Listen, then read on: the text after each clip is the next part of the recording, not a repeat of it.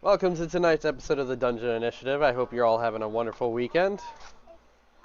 You shut your mouth. I thought you were starting already, like, bro. How you guys all doing today? I'm struggling with my girlfriend right now, but besides that, really good. Give her a hug and some flowers. Bro, I'm trying to figure out what she wants for dinner. She doesn't need a hug and flowers. Good luck. I need the flowers. I'll definitely agree with I know that. you need food. That's why we're trying to figure it out. That's... Lindsay. I'm It's starving. I haven't eaten anything all day. What did you get to eat? It's I had nothing. 5:40. It is 5:40 and you're already baked. Why are you baked? Oh my god. Oh, me and Fen made pizza and spaghetti. Wow. Delicious. What kind of pizza? I had Lunchables for lunch. It was actually awesome. You asked what kind of pizza? Yeah. Yeah. Red Baron pizza, the supreme, not supreme, Red Baron, yum. the fully loaded one. Huh? Red Baron's good. Nice. Red Baron is I good. made That's the one with the airplane on it? the Alfredo pizza with like the chicken. Red Baron and DiGiorno are always my go-to. Yeah. And What then did you I made some homemade cinnamon sugar donuts. Yum. I had, well, for Yeah. donuts for me, I had Krispy Kreme donuts, and they were the spring donuts that they have currently. Ooh. Are you proud of yourself? A little bit. So you almost made albondigas. So Are you really proud of yourself? if you guys don't know, I did post the episode from last week onto the YouTube channel, so you guys can check that out now. Edit it down to your liking. Before, about an hour ago, I did post in chat saying, make sure you guys go through your inventory and everything. I'm checking them as well, so if there's any items or anything that you add today or in the coming days, just make sure that what you have now is what you had before. Make sense? Yep. Yeah, And that way I there's... went through it. Hopefully, I want to say I am all set. 10-4, 10-4. I mean, as long as you guys are good right now, we're going forward. You know, there's going to be some time lapse and plenty of time to go buy items and get curious and spend money and all that stuff. You say that like I have a choice. Oh, wait, yeah. No. I have a note here about you. Oh, It just says Hugh. coolest guy. Oh, coolest guy he knows. It's like a whole section about you. All I hear is Eddard in the background with that music now. Wah, wah. No, the Yeah. Yep. and now Nova's doing it, I think. Is that what she's doing? He's not naive. I'm so This was written. horny. You know what's funny? Like, we're all making these jokes and poor Hugh doesn't understand any of them. That's what makes it better. Unless he I has hope you seen the know that movies. like 90% of the time I don't pay attention, so no. It's all good. You haven't seen Dune yet either, I don't think, right? No, I'm not gonna watch a really confusing movie unless you've read the books. I mean, like, you're confusing. Yep. No, I'm autistic. There's the difference. What's the difference? Well, you'll understand it perfectly. Alright. Exactly. So previously on the Dungeon off. Initiative, on that note, so all of us had to endure the capital and its punishment over the Dungeon Initiative. Hugh ultimately being found guilty through a seeing eye that he was behind the death of this old woman, and they're going to be looking further into other things that he might have done. I killed a lot of police officers, if you think about it. A lot of people in Sweetwater that weren't corrupt, they died. Whoops. The initiative itself was disbanded until further notice, and the town will be placed under control of Lord Bloodscream. And we'll form another initiative. A cool one. Cooler one. Way bigger than the last one. What else?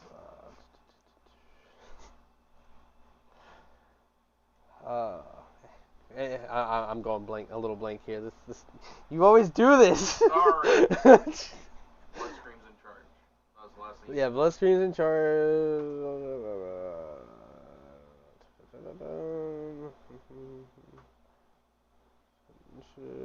I think those were like the major points. You guys have to have like a representative of the capital if you ever call to arms again. Eddard, you gave Godfrey a sending stone.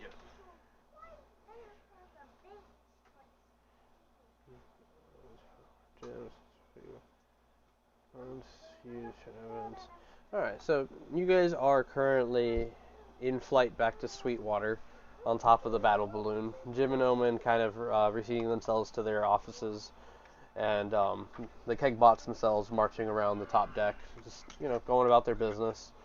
At this point, it's been maybe close to an hour of travel. You guys, again, should be at full rest at this point. On the way there, is there anything you guys wanted to address with Omen and Jim or anything like that?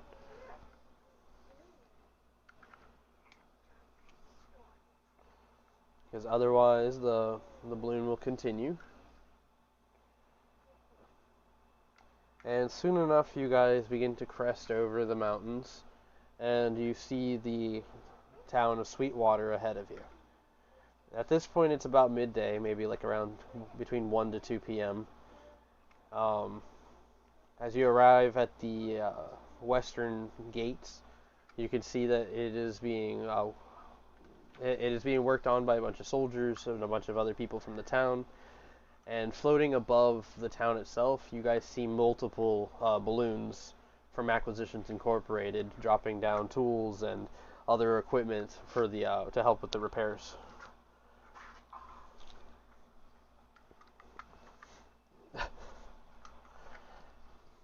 They're dropping, so that's all I pictured. This is them actually dropping tools on people.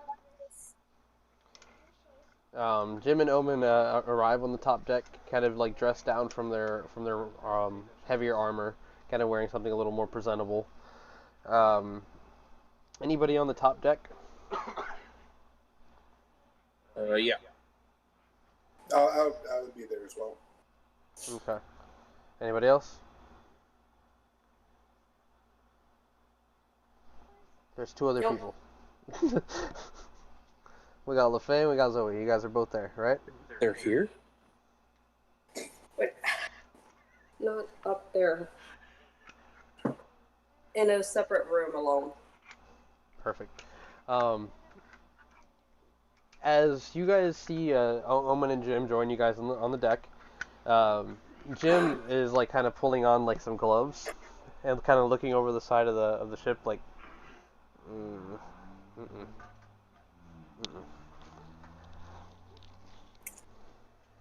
He just looks disgusted. Yep, the balloon is kind of like traveling over the where the wall should be, and he's just kind of looking down.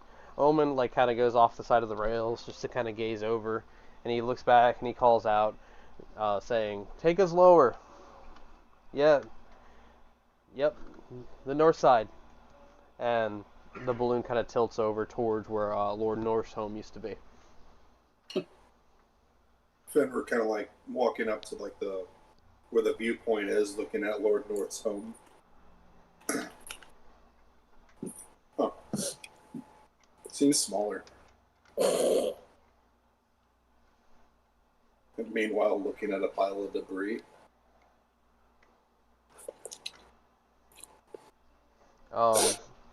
Looking over the pile of debris, you also notice that there are multiple bodies kind of lining up this street. Their faces covered by a couple of shawls and blankets. There's a couple of men and women kind of going in between, carrying people and or nursing them wherever they can get access to assisting them.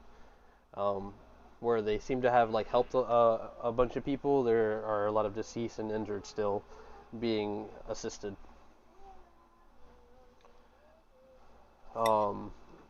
As the battle balloon begins to descend, the platform kind of being readied for you guys, Omen turns to you, LaFay, and he says, "Don't go too far away. We got a couple of things we got to get ready for tonight. We plan to kind of leave here maybe like midnight, 1 a.m. if you guys are having a good time. I'd say you earned it, but we got to get to work." Fenrir looks at Omen. That was Omen speaking, correct? Yeah. I don't have to come with you guys, right? I mean, if something comes up, I'll have to go ahead and reach out to Godfrey and let him know that we're needing the assistance of an initiative member. I know you guys mentioned being adventurers again. Just try not to be seen or heard or make too much of a commotion. Your name rings out further than you think. Oh. Especially now if you're officially disbanded. I imagine most officials will know before the end of the week across the Era Promessa. Well, I plan on spending some time here in Sweetwater, helping them get back on their feet. I'm sure they'll need it. We're hoping to have everything in by tonight, and then maybe a week's worth of labor, and we'll have this place all fixed up. Fen, you can make a perception check as Omen passes you and Jim joins him on the platform. Anyone else is welcome to go ahead and join them if you'd like.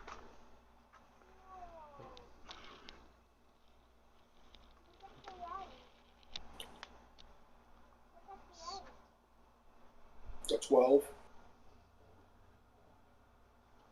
Alright, so with a 12, you notice that as part of the equipment they're bringing down from the other balloons, you notice that there's a couple of large ones on the platforms. The chains running much thicker on these platforms, and the actual platform itself is like kind of like this iron steel like slab. What you notice is kind of what looks like these wheels underneath this cover that's tied down, and they're lowering it down. It looks like it's kind of like arched up.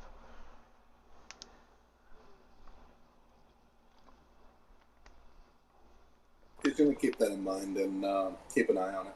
Yeah, that would be in the direction of the western gate, where you can see that.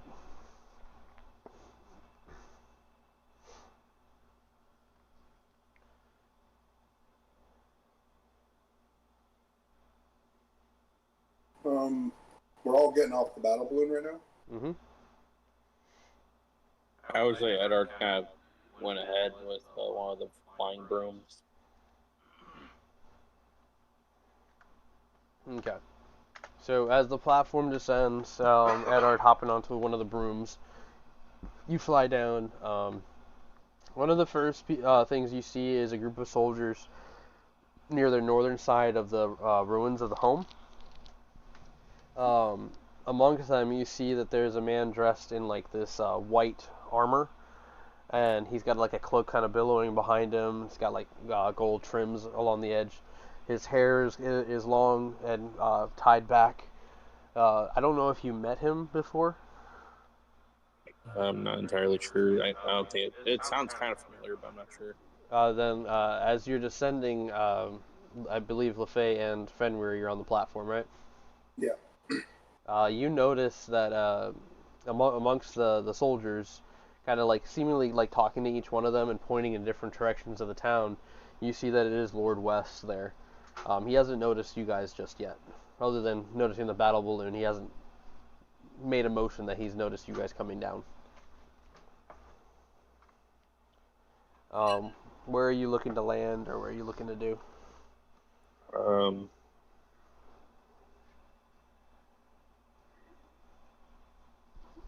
I guess I would kind of land like toward like wherever like there's a search party going on, like looking through rubble and stuff for survivors. Okay. Yeah, maybe not like at the Lord North's home. It seems like they've cleared that area pretty well. But if you head towards the west side, you notice that there's like a street kind of leading off towards the northern gate. So if you go down this alley, you see that there's a couple of people kind of like looking over each other and cleaning up the debris of the building that exploded. And they're kind of operating and working in that area. You can make a perception check as you kind of head over there.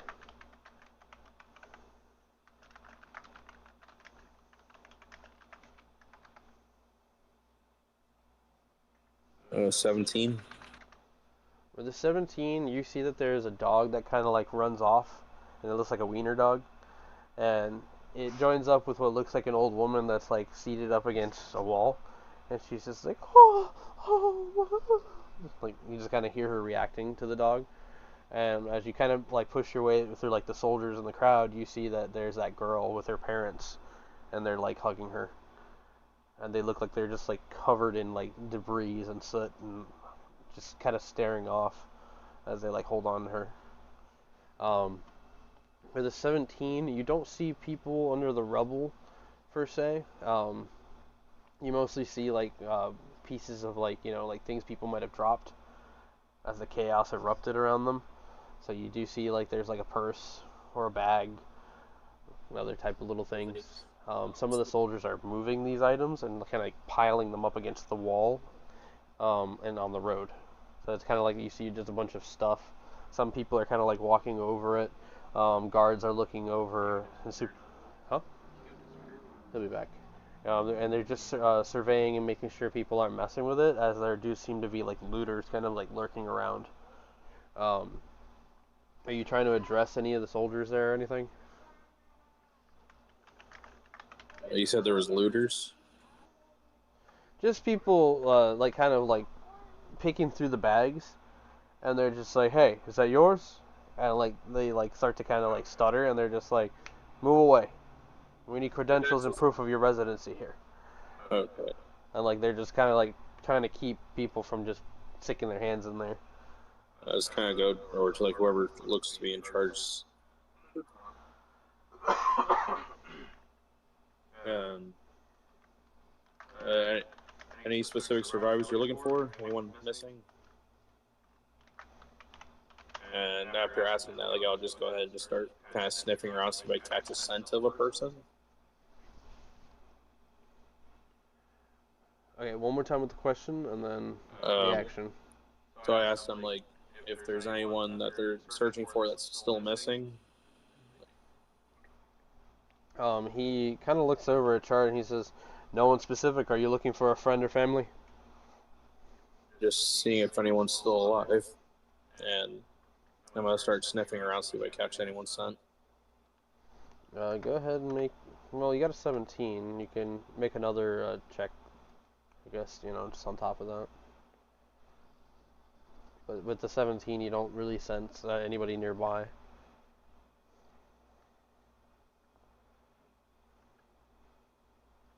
I get advantage on that or no? I forget. I don't think so. Not in this instant. Okay, it doesn't even matter. So. We found most of the people that were in the building. A few dead, mostly injured.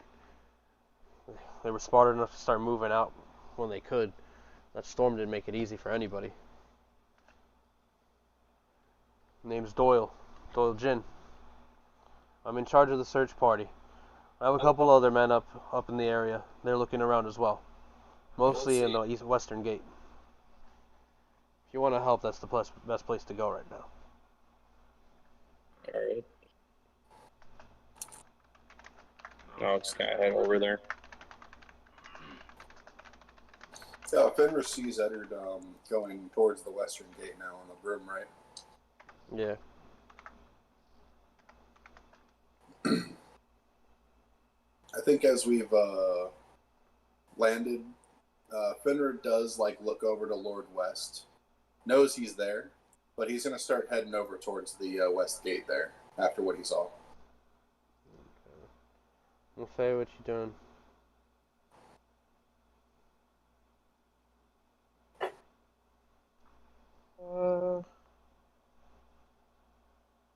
Probably gonna stick around where she's at right now at the moment. Okay. Captain Adams was the name of the gentleman, right? Yes. As Eddard kind of turns the corner to head in that direction, Leroy, or Captain Adams, he kind of steps around the corner and he's looking like he's just kind of wearing his everyday civilian clothes. He looks up at you and he's just like, "Hey, it's good to see you again. All is well, I assume? You're not locked up or anything?" Is this towards me or is this towards Eddard? Towards you.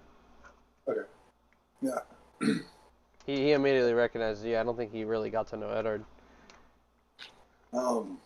Everything seems fine at the moment. At least as fine as it can be. Maybe I can get you a drink. After all, you did help the town out. And I plan to do more than that, too. You gonna be in town for a while? Yeah. I have a couple of things to do before I just jump into work, and been feeling kind of off for a couple hours now. I asked to head back home.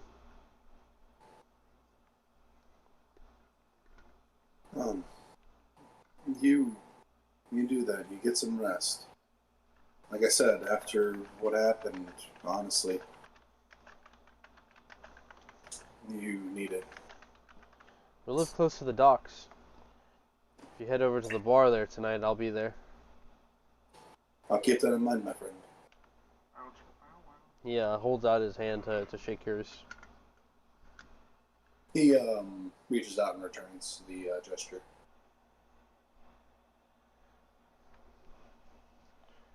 Alright. Then you just continue on. Yeah, towards the west, where I saw the tarped object.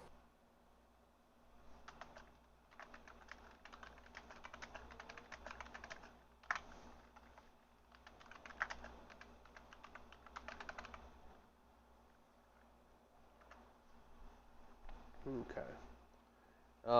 LaFay, you see Omen and Jim go and approach Lord West.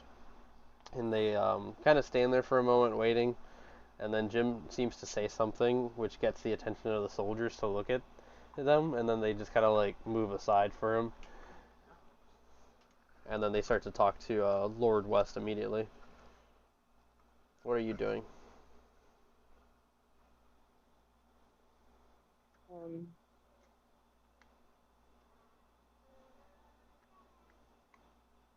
Probably like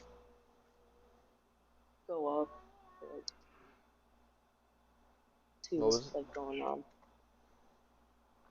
You gonna go over where? To where you said Lord West.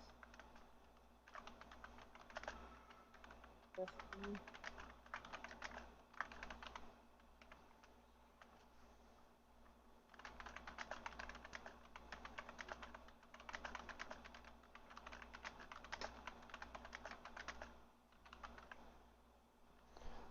So, when you approach this group, you catch on to a conversation where Omen is saying, "We brought some of our best equipment, and everything should be set.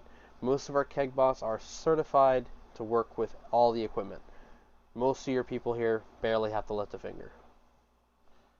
And this Lord West is just kind of like, talk about world-class service. And Jim's just like, "You're damn right."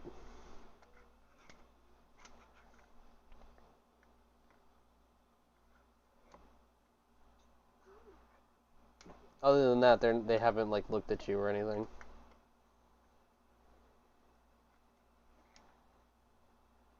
Like stick around and keep on listening. Okay.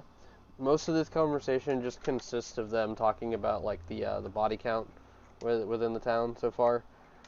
Within the immediate area, they've collected 20, and they start to discuss how to reinforce the walls, and how Jim and Omen want to contribute whatever they can to the people who lost family members and such.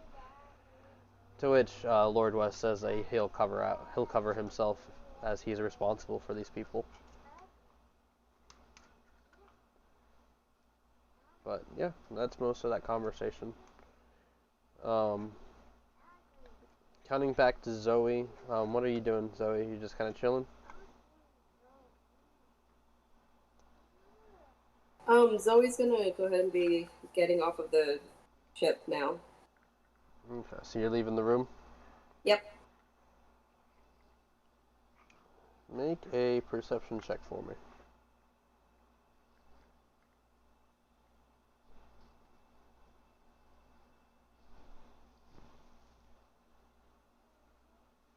Right, give me 1 second. Oh, passed up. Whoops. Nice. 23. Solid. So with a 23, you're starting to kind of like leave the room, gather yourself, and as you open the door to your room, you hear like a voice whispering incoherently behind you.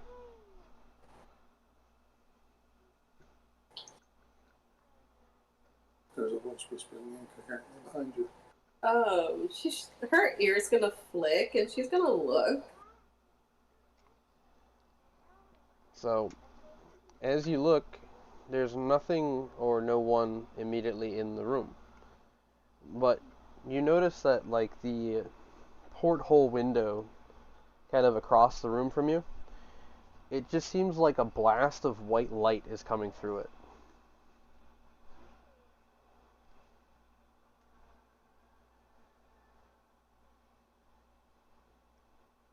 She's gonna walk up towards it a little bit cautiously. So, as you approach it, I need you to make a wisdom saving throw.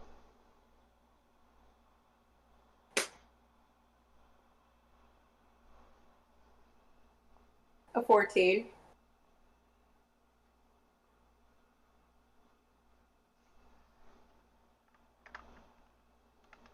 One moment.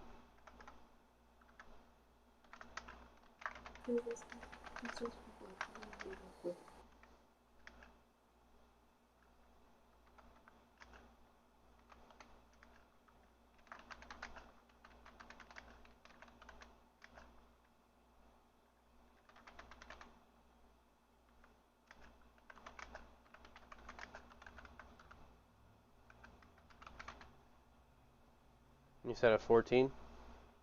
Yeah. Yeah.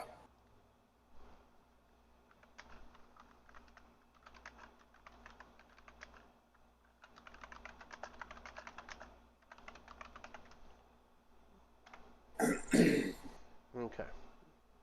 So, as you approach the porthole window, you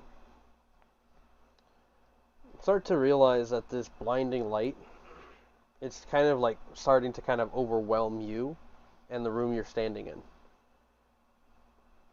And as you kind of get up to the window, it just kind of dissolves within this light.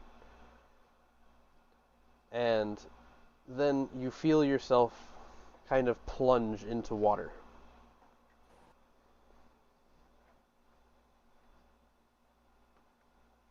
Kind of feeling this sense of panic go over you. You're in this kind of black water. Looking up and around, you see flashes of light above you, like lightning crackling across the sky. What do you do? How deep is the water? You are currently approximately 30 feet below water. And would you like to make a perception check as well? Yeah. What's your natural perception? Let's see. 15. Okay, I'd say with a 15, you're very aware of this. You're in the water, right? You see the flashes of light, and maybe you're starting to kind of move up, right? Yep. You're moving your hands, and you're kind of pedaling yourself up to the surface, and you hear and you kind of feel this vibration kind of come from beneath you. And when you look down, if you do, are you going to look down? With panic, yes. So, as you're moving up, you feel this, and when you look down, for a moment, you see like what looks like a tentacle kind of lash out, and then you see a pair of green eyes open. No. And you feel like this kind of vibration go through the ocean, and it almost sounds like a trumpet. What? You break the surface of the water, and as soon as you do, you see that there are ships being rocked back and forth on the waves into one another, smashing them apart, lightning crackling down, not in a white or blue color, but instead this green flashing color, striking into the ships, people blasted off and landing in the ocean. You can hear them all crying as waves erupt around them.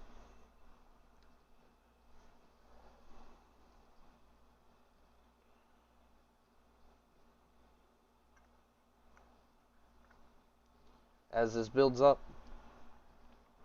the water beneath you begins to kind of give off this green glow that grows bigger and bigger and bigger.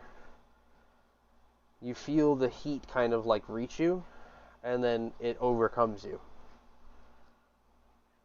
When you open your eyes and you look around, there is no water or ocean. Instead, you see that you're at the bottom of what once was this ocean, and it has been dried up. The remains of anything that lived long dead on its surface. And above, you see an eclipsed sun and a barren wasteland ahead.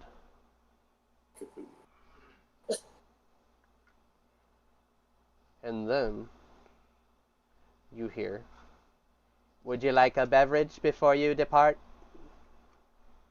Oh. And you snap out of it, and you're standing on the top deck. Why?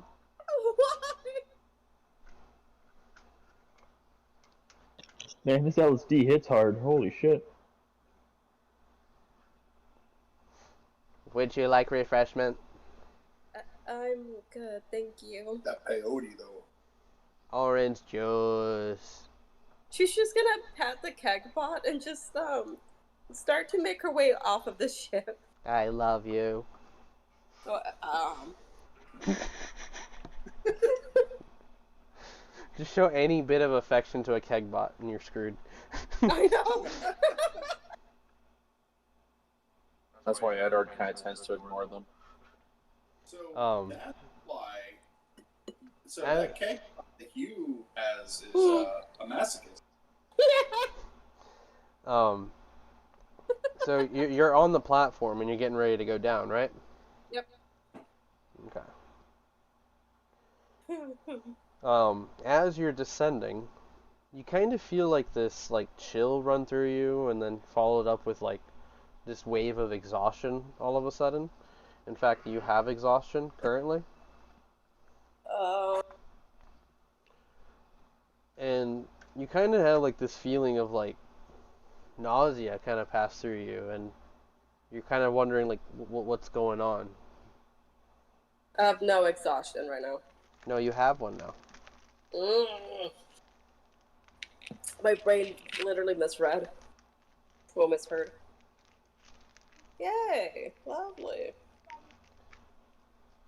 So, the platform's descending, and you notice that like these soldiers have dispersed. LaFay's just kind of standing there next to Jim and Omen, who are talking to like this real royal-looking figure, and amongst the soldiers, kind of like bossing them around, he's like pointing around. He's holding like this giant block of cheese, and he like takes a big bite off of it. His eyes kind of roll back like in pleasure, and then he notices you coming down on the platform. This guy is huge and buff like a WWE fighter, and he's got these big goggles on his forehead, and he's wearing nothing but like the spandex, you know, like the What? the speedos. Oh my god. And he notices you, and he's just like, "Oh hey, how you doing? Hey, are you okay?" And as the platform hits the bottom, you feel yourself fall forward, and you are unconscious. What? No! The last thing you hear is this acquisitions member kind of going, "Somebody call a medic!" Wait, is this the cheese man? Yeah. I hate you. And as he's kind of like scattering over to you to check on you, you hear a voice in the back of your head say, "The old world is calling."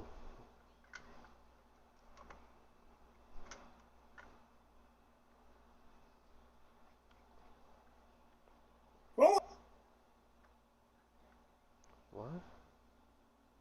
she's like staring at me with bug eyes.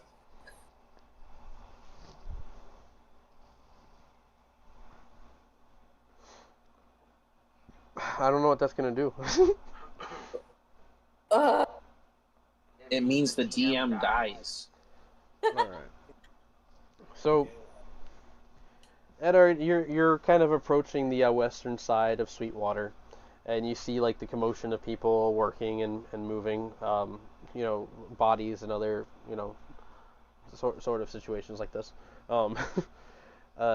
Not too far behind you, Fen is kind of in the same direction. So you guys do kind of like pass or Quick meet. question, I forgot to ask this earlier. Mhm. Where's Ona? Ona is currently with LaFay, Okay. who noticed that you kind of walked off, and then Fen walked off, and then she's kind of looking around like, "Oh, I'll stay here." So LaFay is right by you. I just forgot Ona to- is by you, LaFay. I just forgot to ask earlier, so. I forgot all about her. It's like Home Alone, except, you know, D&D version, I guess. Yeah, no, literally.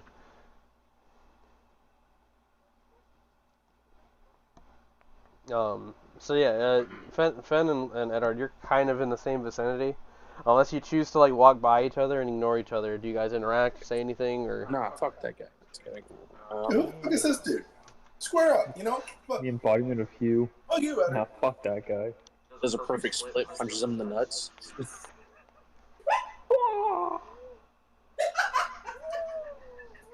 What are you, fucking Bruce Lee? Shit. Now my kid is going, "Whoa!" Yeah, I hear you. Kind of walking around, seeing where it seems like where like the biggest crowd is, I guess, to see like which area needs like the most help currently. I'm gonna. I'll be walking by some of the areas with large amounts of debris and listening. Okay. Maybe I can. So make a perception check, and then you're kind of doing the same thing, right? Yeah. Yeah. Basically. Both of you make perception checks. Advantage or no? You know what? Yeah. Just take your advantages. Guys, that's 18. where you have the heightened senses. All right. We got 18. 17. So I mean, like with both of you kind of working together, where the wall is at, the cave crawler had bashed through. At this point, it looks like they had just kind of hacked it apart as best they can, and then dragged bits and pieces outside of the gates. The kegbots mostly being in charge of this. Fen and Eddard now, you guys see that they have like this large machinery type of equipment, kind of scooping gravel and rocks and moving it aside into another pile. And then another machine just kind of dragging the carcass of this creature out. And then it's kind of here that you see that there's like a cave-in where it looks like in the wall there was like some tunnels. You can kind of get the sense that there might be people trapped in there. There's a couple of guards already kind of like working and like scattering some things, but they're just like, we're gonna need more equipment over here. It's pretty heavy. You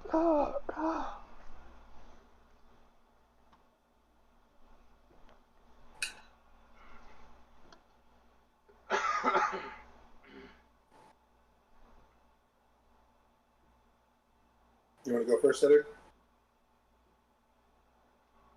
You guys can go together. Teamwork. You heading over that way then? Drink this. It'll help. I'm not drinking that. He has throat problems. It's the fucking pollen. I'd say something, but it's too X-rated.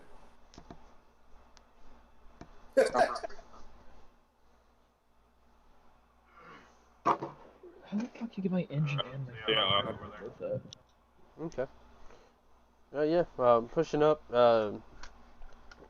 Yeah, the guys see you approaching, and then like they kind of do one of these where they're just like, they see you first, and then they look behind you as Fenn's just kind of walking up too, and they're just like, I don't even stop, I just walk past. I guess all the hands we can get, and they like start to kind of help you guys pull the rubble aside. Fed you with you there, it kind of makes it a little easier. You know, you're just kind of grabbing big boulders and chucking them over your shoulder. One guy is just like, hey, careful where you throw those.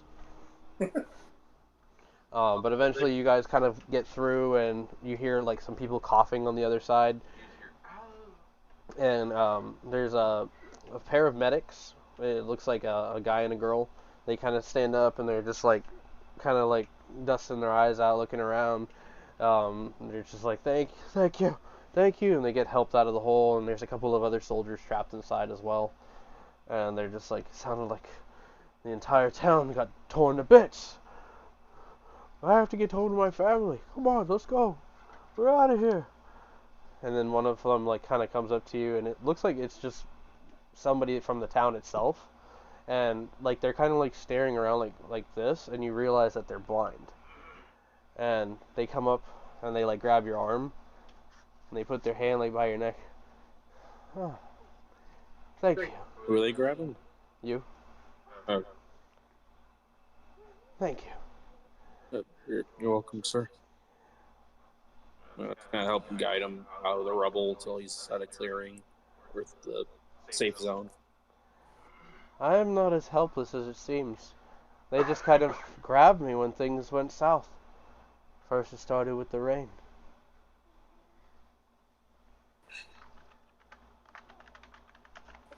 What?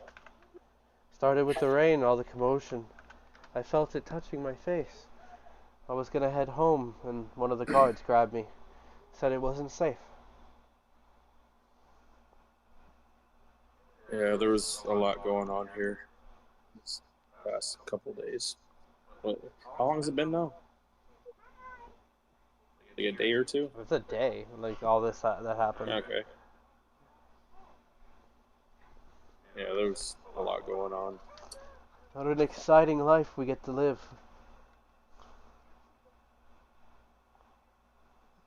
It's okay. That's one way to look at it. He's just like, kind of like, seemingly kind of looks at you. It's okay. I'm one of those optimistic types. Not everyone shares in the same mindset. It's a god. It's a god. It's a secret god. He's just there. Are you a god? Divine sense. No. You're not human. You're not who you say you are! Boss music starts. Shit!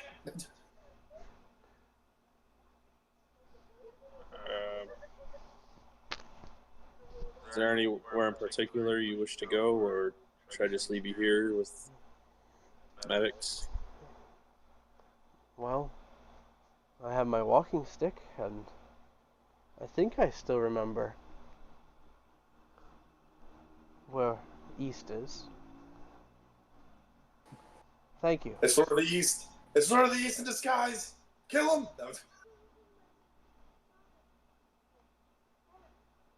You're just making him more suspicious, because now his eyes have gone from like, No, I'm To trying just- to figure out. I know where he's going. Right. Oh, are these clues? Does that smell like a clue to you? If you want, I can help escort you.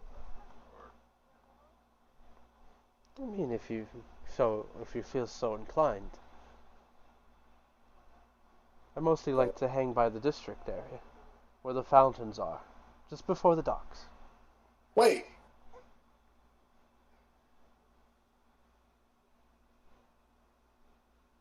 This one.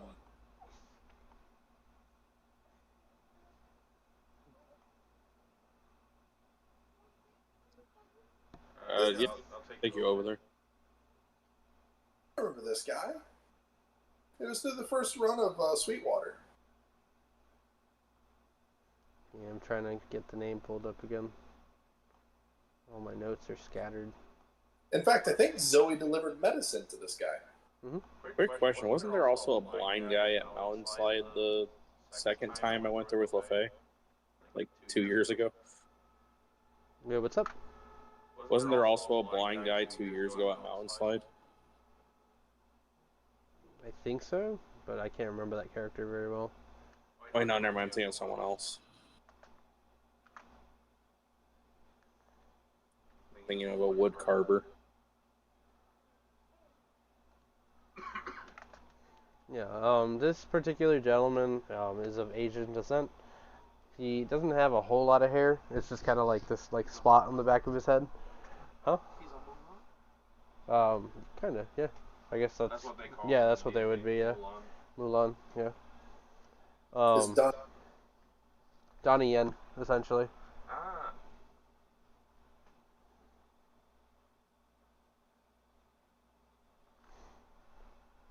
But he, Fine, I'll be right back. I'm gonna help him get over to the district. Would he, if Finner spoke, would he recognize his voice? I don't think so. I don't think you ever like got close to him like that.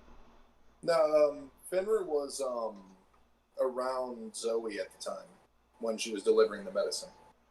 Yeah, but I don't think like you guys like grew familiar with each other at that point. I remember it being very quick in that moment. Yeah, it was. Zoe had heavier interactions with him, and then later on it was just a quick one when she brought him the medicine. All right, I'll stay over here at it to keep an eye on things, see if we can't find any more survivors.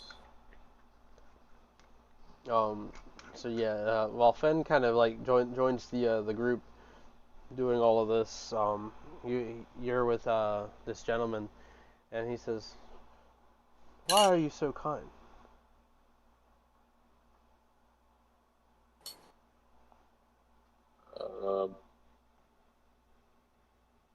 And this is like while you guys are walking. Oh no, that's just how I am, I guess. It's a good spirit to have. My optimism might not be suited for your liking, but At least I know you try to be the best man you can be.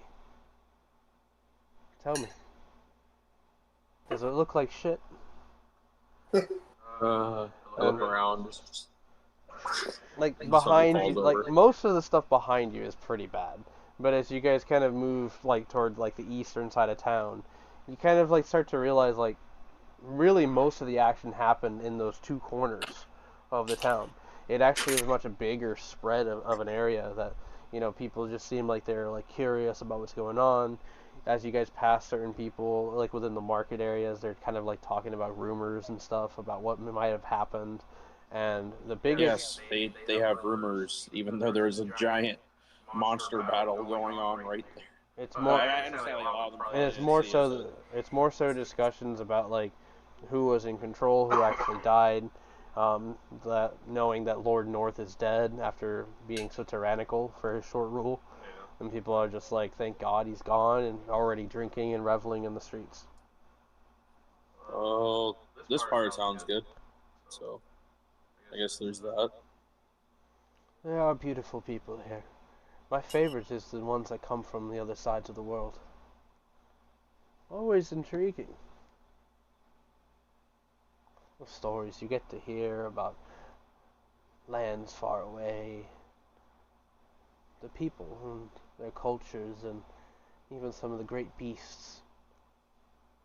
As I grow older, I'm afraid that I don't have very many new stories to tell. Besides, I think I've put around 50 gold into that spring in the middle, in the fountain. You've seen it, right? No, I think this would be my first time in this town, or second since yesterday. It might do you some good on the way to my home. Come. Maybe you'll get a wish granted. And he kind of steers you off a little more southbound, like kind of southeast. And you start noticing like the marketplace is getting more and more apparent, as there seems to be people who are just kind of like seemingly like giving food out to people, and you get a very like good vibe, and it's very contradictory to how you feel when you go to the capital, where everything is very congested with the political atmosphere, and people kind of seem to like be living in tough times, even though it's a very rural, a very rich area of Yeah. population. Here, it's like people seem to be living in a decent abundance, and now that they're all kind of like celebrating, they seem very, very happy with one another. So it just seems peaceful and kind of a change of tone from what you're used to.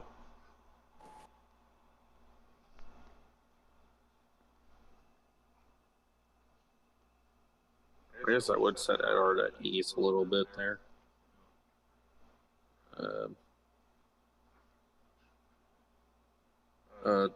You know how much further you have to go? Well, not much further.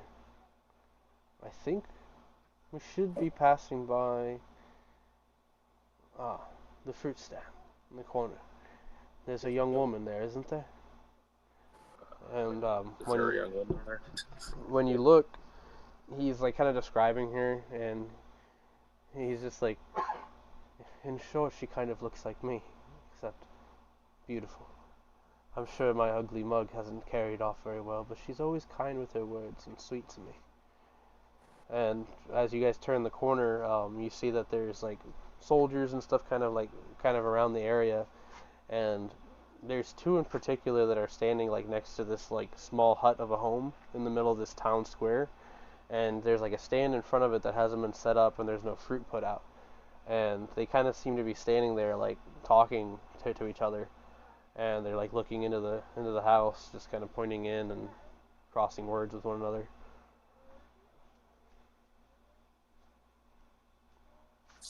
I don't see any woman there right now. There's no food out on display.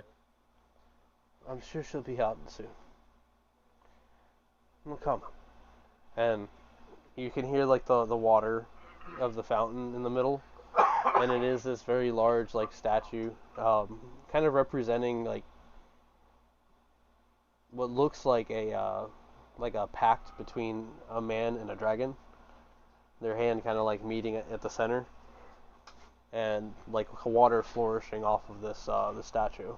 And there's like kids kind of like running around the corners of it, just kind of splashing water at each other every once in a while. And sure enough, there's like silver and gold all along the bottom of this thing that people have just thrown in. There's even a couple of people currently throwing in some silver and like kind of seemingly praying or making a quick wish. But he like kind of like settles himself. The sound of the water rushing, the playful tones of the kids rushing by, and all the people at work and at peace. Good place to sit, relax, and take in the sun, which I can feel. It's really very warm today. A new day has crested us, hasn't it, friend? I'm guessing it's morning if he's saying this. It's like midday. Okay. He's just moving past like whatever happened and Okay. accepting that it's always a better day. Okay. Come on, sit with me. I'm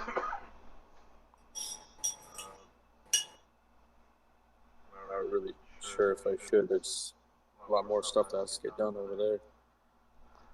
Come through the district another time and I'll be here. Maybe we can sit and talk about your adventures. Sorry, I didn't get your name. Yawen. Yawen? Mm-hmm.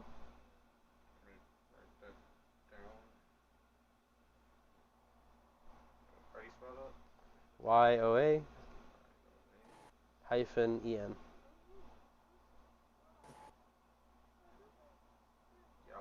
Mm-hmm. My friends just like to call me in. Eddard, but I guess for short you can say Ned.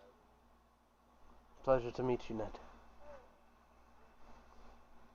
I'll be sure to come around and check up on you.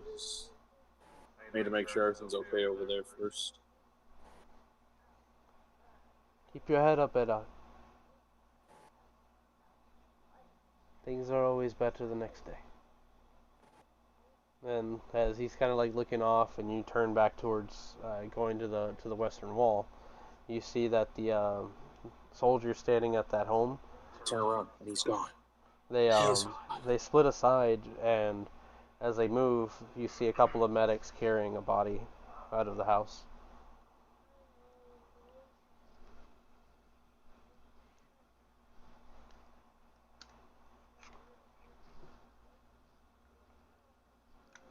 Make a perception check as you're leaving.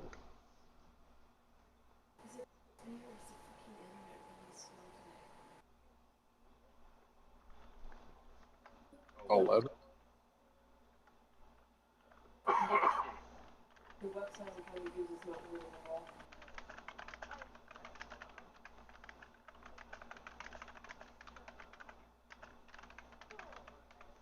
So, as you're kind of like making your way past this home and they're taking the body out, you kind of catch a glimpse of like a blue dress kind of flutter next to you in between the crowd of people, but when you turn you don't see the dress anymore.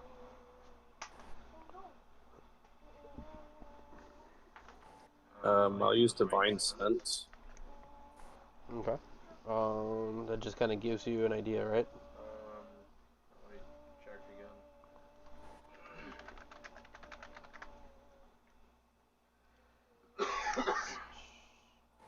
Detect good and evil until end of turn. Anything affected by the hollow spell or know the location of any celestial fiend undead within 60 feet. Okay. As long as it's not behind total cover. So, as you do this, you focus in on that spot and you realize that there's one particular person that, like, kind of radiates amongst the people. And as you kind of focus in on them, you gain, like, this, like, floral scent. Very familiar to you. Kind of realizing that they've been noticed, this woman like turns her face to look at you, and you notice that there's strands of blonde hair that kind of fall in her face, And she just smiles and kind of turns off.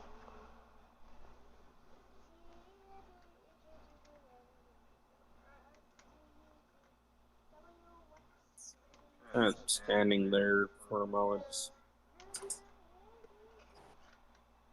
Like, after a few seconds, like, about to go back toward where all the disaster is at the moment, then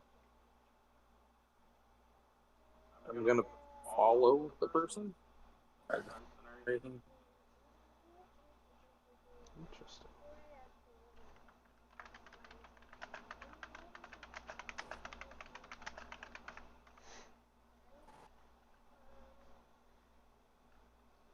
Alright, so you turn off and you begin to follow them, and they smile, turn their head, and pull their hood over themselves, and they kind of like continue on, but not like at a fast pace, like a steady pace. The whole time you're able to kind of keep track of them within the crowd, especially with this divine sense on, like, there's this aura. It lasts for like a turn within 60 feet, Yeah, so then about 6 seconds basically. Okay, then yeah, like she definitely sticks out now, and she's making a point to kind of keep looking back towards you, almost like she's leading you off south into the town. But as this is happening, let's see.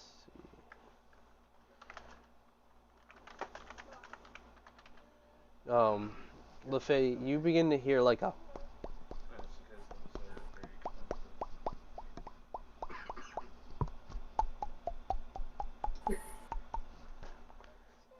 I'm bored. LaFay, I said I'm bored.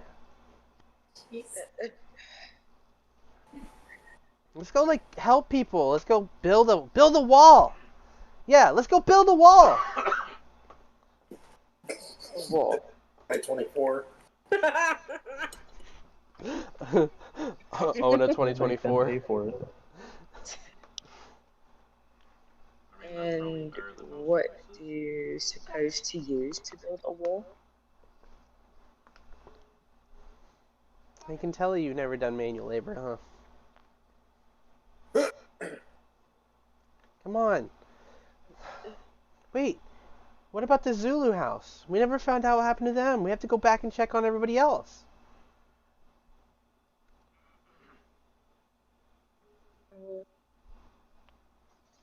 I guess that wouldn't hurt too bad to check on them. Come on. And she grabs your wrist and like she starts pulling you off towards where Lord West is, along with Omen and Jim. She like goes like this as she approaches. Hey! And Jim, Omen, and Lord West look, and West kind of like laughs a little bit, like, what? And she's just like, we need horses or something to get to another place.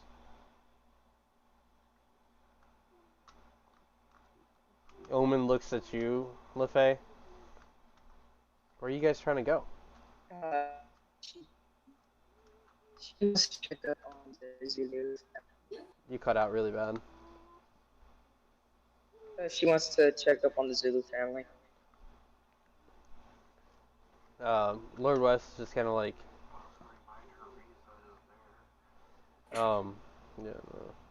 yeah. West kind of like calls over a couple of guards and he says, "Make sure these two ladies have a horse to get to where they're going." And Omen looks at you kind of like with this warning look. He's just like, "Make sure you get back before the midnight. It's important." You got it? Sir.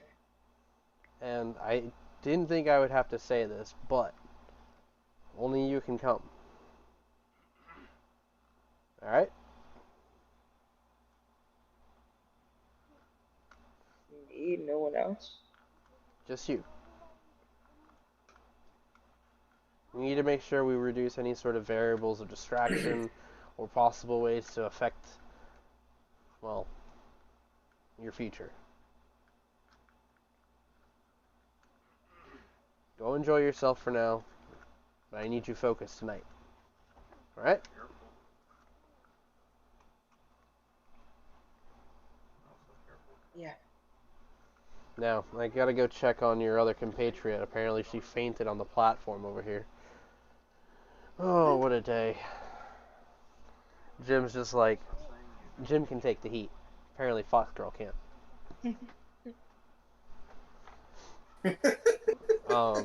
They head over to check on Zoe, and the guards lead you and Ona off to the northern gate, where you're provided with horses and maybe even a small bag of like food and water, as they thank you guys for servicing the town of Sweetwater. We're gonna say like kind of like a time lapse happens here, where Eddard had gone to do his thing, Fenrir was, helping over in the western gate, Zoe was still passed out, and you guys rode your horses over to the Zulu farm. Upon arriving there, you see that there's like a bunch of trees and debris everywhere, kind of like one knocked over, but no damage except for a couple of roof shingles that flew off. The houses are standing perfectly fine as to where they stood. The barn out back missing like half of its roofing. The Zulu kids are kind of like running around playing tag with each other. The night knockers are also outside, just kind of maybe cleaning up debris and tossing it aside. And amongst them, you notice that Hector and Asher are there as well. Riza is nowhere in sight at the moment, along with Sam, Maurice, and Wave. They might be inside of the home to the left as you guys approach the road to the Zulu farm. I do believe that that Boom made his reappearance as well, riding on top of the back of the cave carver. Yes, he fell off of the cave carver as it was making its way towards the wall. Yeah, you notice that like he's running up towards the water, and then he jumps and lands in the water, kind of west of where the farm is at, and you hear like a huge splash as he lands in it. Baba boy. Upon seeing you, Asher and Hector immediately greet you guys, and they're just like, "We thought you died."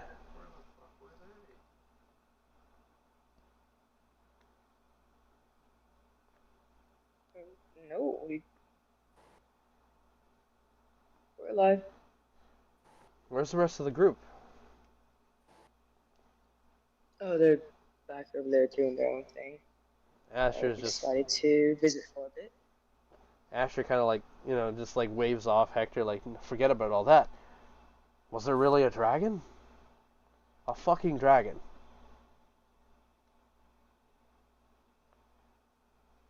Yeah, there was a dragon. Oh shit. That's insane. The two kind of just like start talking amongst themselves, like real excited about it.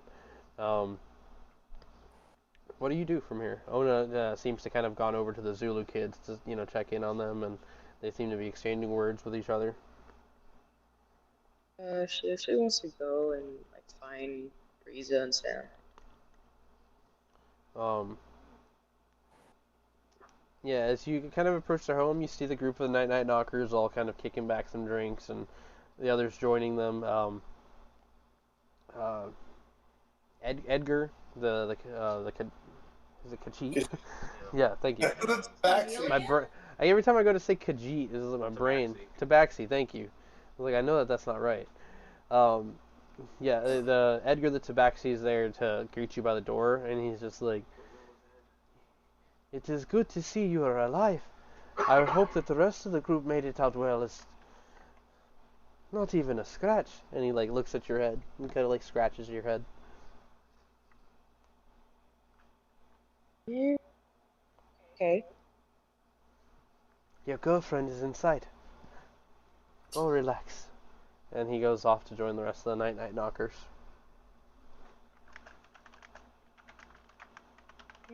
She's gonna go in. Yeah, as soon as you walk in, Hermione hugging Harry style runs up and just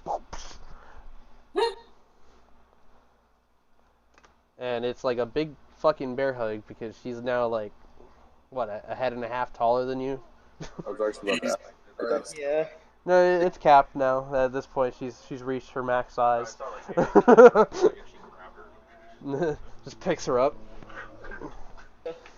I guess she's like getting crushed. Yeah, like you get picked up and she's hugging you, and in the room you can see Sam is like sitting up in the living room next to Maurice and Wave, who are just kind of like enjoying some lunch, and they're just like, oh my god, they're alive. I'm just now realizing something that I didn't realize till it happened. It's like LaFay's getting crushed. She's like, yep, we're alive. Well, that's good to know. You guys hungry? We got bread and more bread.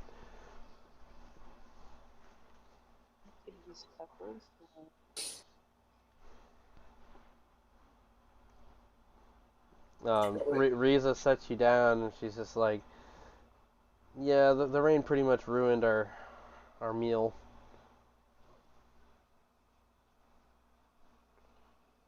You okay? You look... Wait, sorry, what? Are you okay? They told us about the dragon and everything that happened in town. Is everyone alright? Like... Yeah, we're alright. Besides getting really blasted. Blasted? Yeah, I pissed off the dragon. Waves just like, she getting litty in the city. Jeez.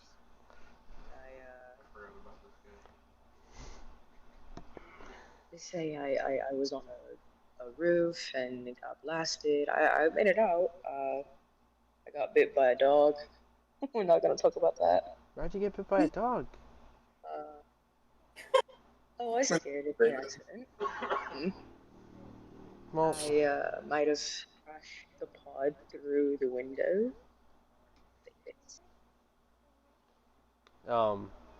at this from like one of the rooms, you hear a familiar voice of Jesse shout, "What?" And the door comes open to the room, and he like steps out, and he's just like, "You crashed the pod?" Through the window, it's in good condition. Oh god. It's gonna take forever to get all the metals and all the fabrications and the specifications, all the work I put into that. It was just a prototype. And as he's kind of like freaking out, Sandy like steps out of the room, and she's just kind of like staring at you and just goes,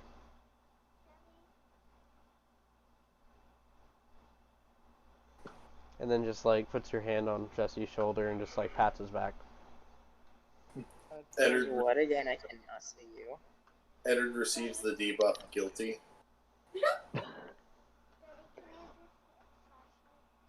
Hugh gets the buff. Badass.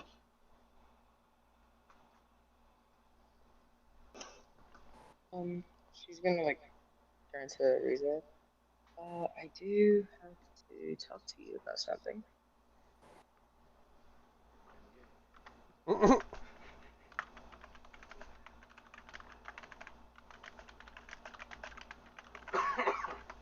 What? Wait, you cut out what? So, Riza just kind of looking around, she's like, "Do we need to go somewhere private?"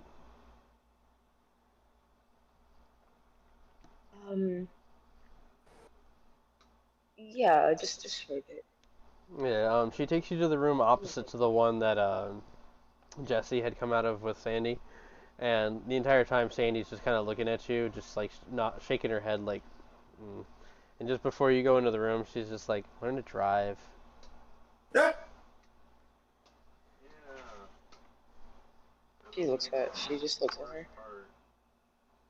Dang it! I forgot what I was about to say. Dang it. Sorry. How are you gonna try to diss somebody? She was about to diss her, and then I forgot what I was Her palms are sweaty, knees weak. I forgot it already. My mom's a Yeti. She's probably just gonna point at her. Why don't you? Buddy. And she just stares at her like she doesn't know what to say.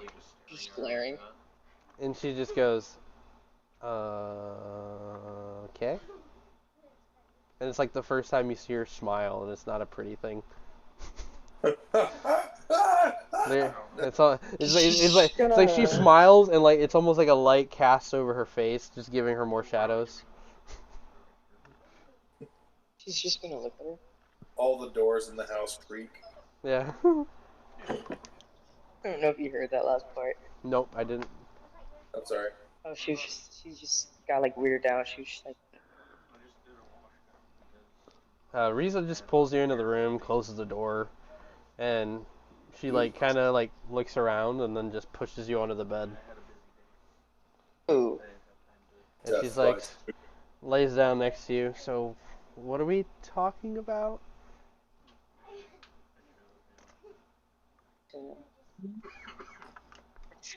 Prayer. And like you're like trying to talk, and she like kind of like cuddles you and like like gives you a big hug. And you can feel like she might have needed this. She's gonna like hold her. So what do you want to talk about? So they told me that I will have to go somewhere for maybe a couple of days, weeks, month, perhaps. You're not coming back to the town? Not at the moment. No. I have to.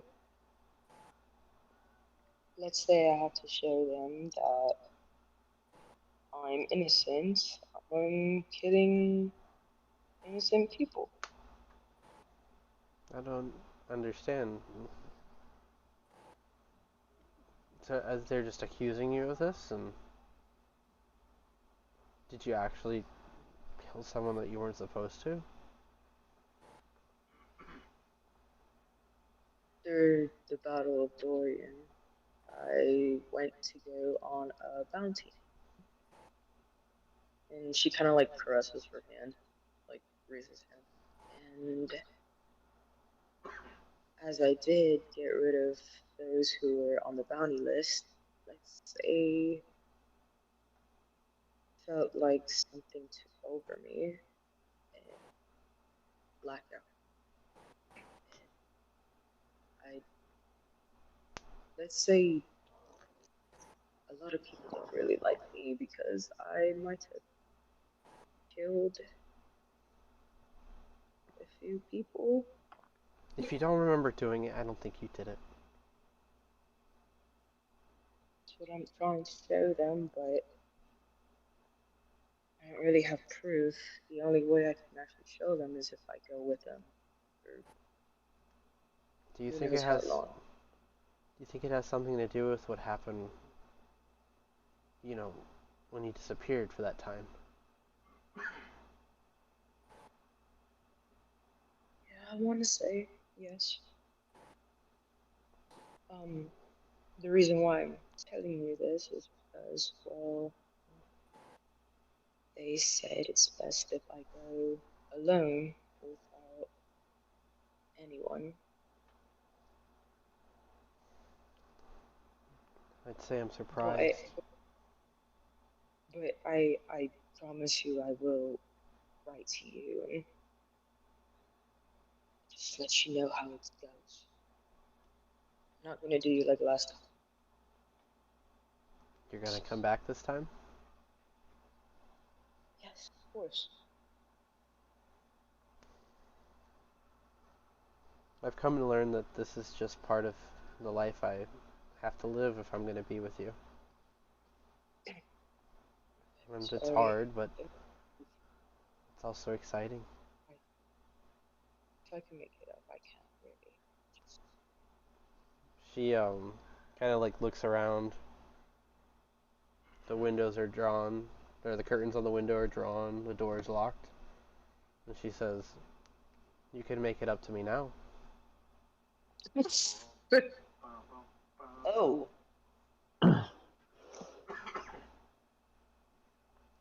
And we cut to the outside of the door as possible Bow Chicka Bow Wow begins. Death by snoo snoo. Death by snoo snoo.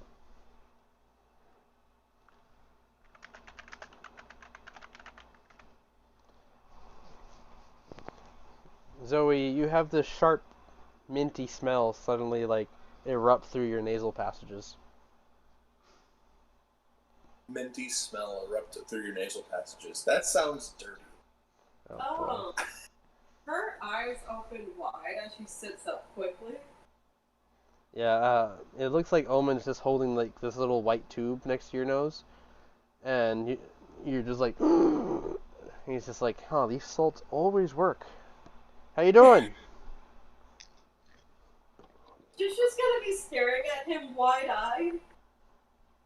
How long was I out? Jim's just like, almost an hour.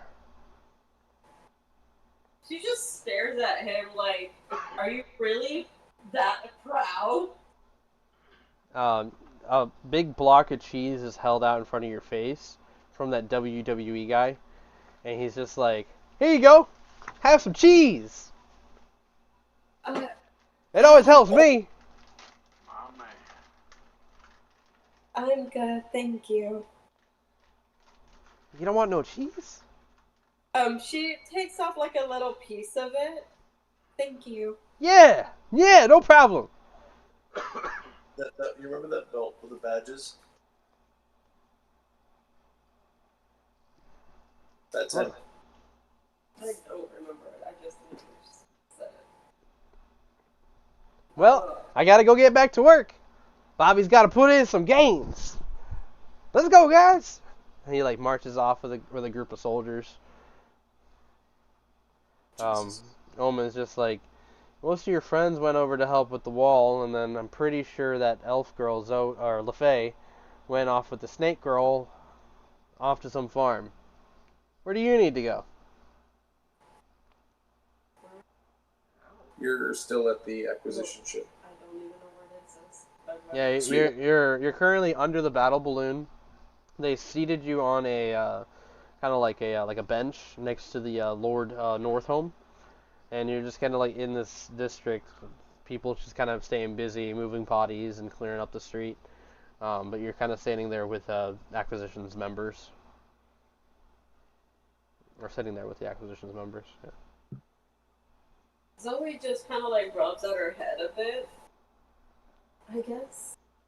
See if anybody needs any help.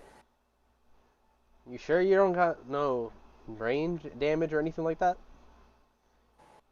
They say you went down, and what's going on? I just felt a bit nauseous. Jim's just like, nah, when I feel nauseous, I like to have some tea. Would you like some tea? She just like blinks a bit and then just sighed. That sounds perfectly fine, actually. Jim like magically whips up a teapot and a couple of cups from his coat, and just has them like lay down next to you and pours you a cup. Omen just kind of shakes his head. He's like, I don't really have time for that. I'll see you on the other side of town. I'm gonna go oversee some things. And you're left there alone with Jim, who takes a cup himself and just sips it. She picks up one of the cups and sniffs like the tea, and then takes a sip. It's chamomile, says Jim. Oh, yeah. Should help with your, with any anxiety issues. If you're maybe feeling restless, although you did get like almost an hour of sleep, so that's almost a short rest. Don't look at me like that. Look at him.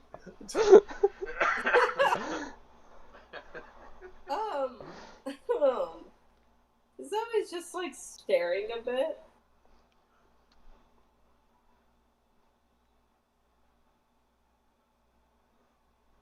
Look at Bobby go. And you see, like, out in the distance, Bobby and his Speedos. Just like, he, like, picks up a big stack of rocks. A real go-getter, that one. Jim always knew that he would just take orders without question. As long as you stock up the cheese. Did he just talk about himself in the third person? Did you ask him that? No! I was thinking fat. Yeah, Jim speaks in third person. Oh my god. I'm not gonna be mean today. I'm gonna be nice. You alright? He sees you thinking. Yeah, I'm perfectly fine. Just Jim has aspirin. Do you need some aspirin? I'm good, thank you. Do you even know what aspirin is? No, it might be a plant. He like reaches in his pocket. Here you go. Jim has plenty in his room. I can get more. She, when he hands it to her, she just like grabs it between her index finger and her thumb, and she just like looks at it. You planning on doing some work, some heavy lifting? He like looks at his gloved hands. I'm check on the people and see if they're perfectly fine. That sounds good. And he like downs his cup, stands up. Now Jim's gonna go ahead and take a nappy nap. Talk to you later. Bye. Then he walks off towards the battle balloon, summons his broom, and just casually floats up. Okay. Not gonna question my life right now. The teacup disappears from your hand. Oh, I wasn't even done. Nerdy Finn casts Shrink on him again.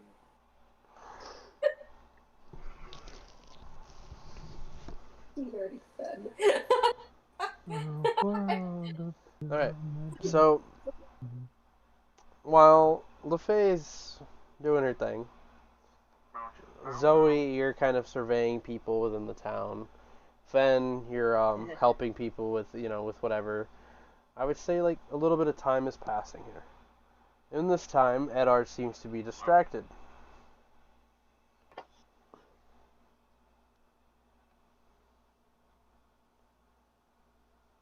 At this time, the DM seems to be distracted. Kidding. Don't write a random encounter and no, please.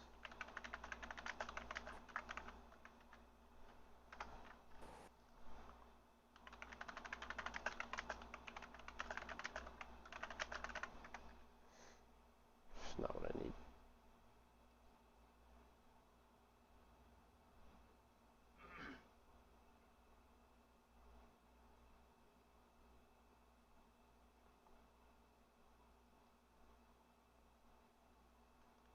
One second, guys.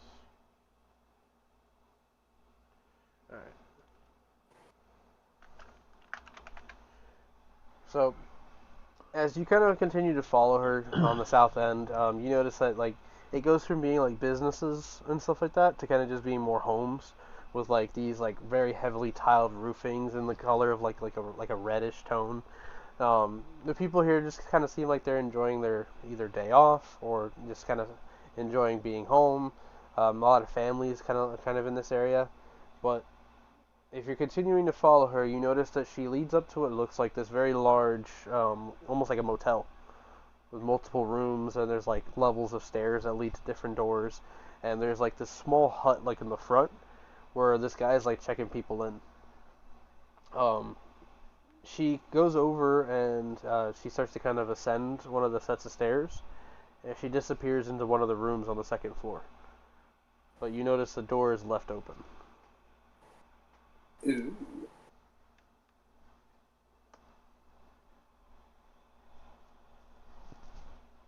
I'm assuming Eddard knows what kind of place this is.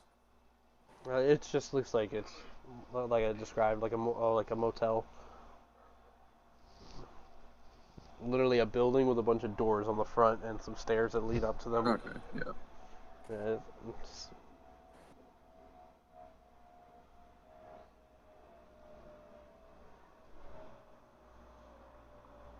What kind of scent did he get off of her exactly? definitely divine.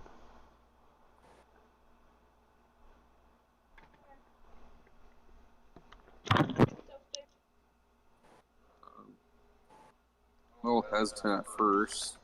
Like he's kind of just gonna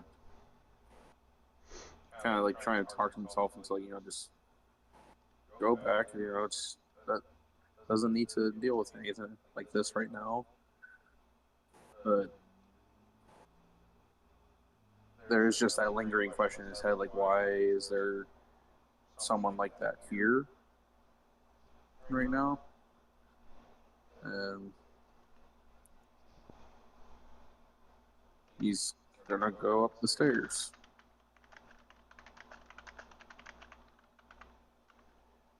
So, going up the stairs, you have like this one guy like pop out of his room, skinny looking gentleman. He notices you, just closes the door behind him and walks off. You continue on towards where her door is, and again, like it's slightly cracked open, and when you push in, you see that she's seated with her back turned to you, facing the opposite wall. And she's currently like wearing what looks like this blue cover over her dress, and she's just sitting there as you approach.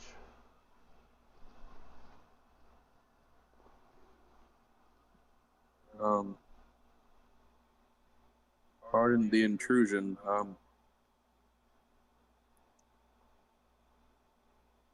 Okay, now this feels kind of weird for me. Lord Stormbane, are you nervous? Coming into random women's rooms? I didn't think you'd actually do it. I'm surprised, actually. It's just now hitting me who this is. It's literally just now hitting me.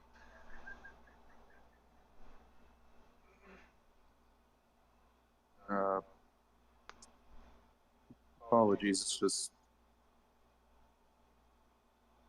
I just noticed an aura about you that caught my curiosity. As I do with most men. Your nature, although so easy, I do enjoy the attention. For beauty is to be admired, is it not? And she turns to look at you, and she pulls like the veil off of her head. And she smiles, and she says, "Why have you come here? Curious one."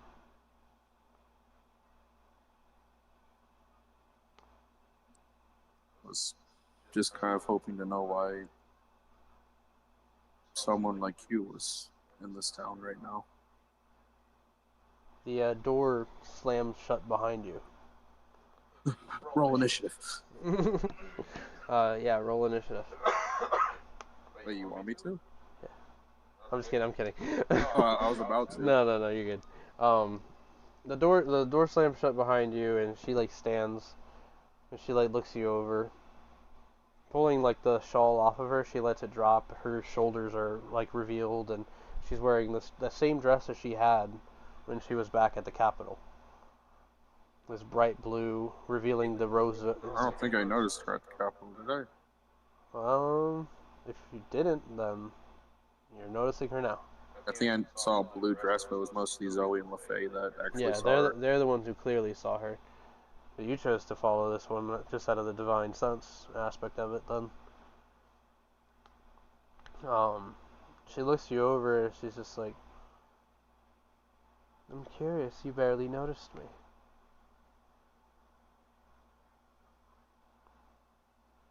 I'm everywhere. The gods themselves and their influence is starting to grow. Tip scales. Mine grows where love thrives and lust is carried out.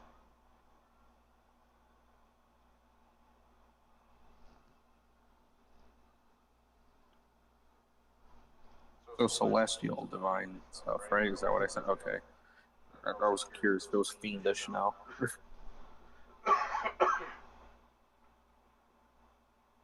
It's okay. It's a natural feeling for most mortals.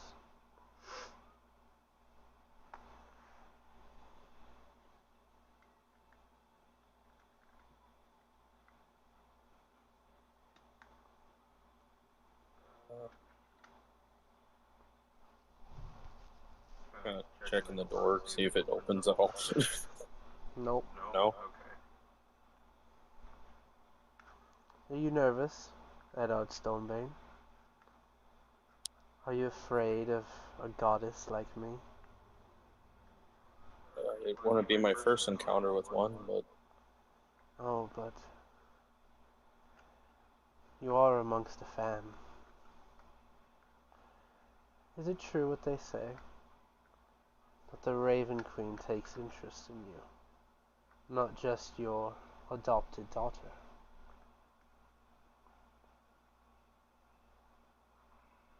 A man like you willing to do such a thing for what most would consider to be monstrous. You saw beauty and innocence. You nurtured it. She like comes up and puts her hands like on the bottom of your arms and kind of like caresses the back of your elbows and pulls you in. Mortal women are passing up such a man.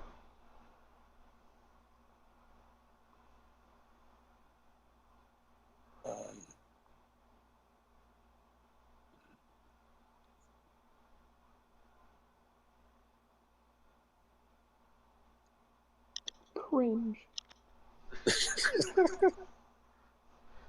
His face is so red. it's just like, how do I handle this? He's like an apple right now. just do what he would do. Smash. It's just I realized you were telling me about this character. It's like all coming together in my head, like, oh, like who this is. It's like, oh shit. What you should do is smash and dash. That's what he would do.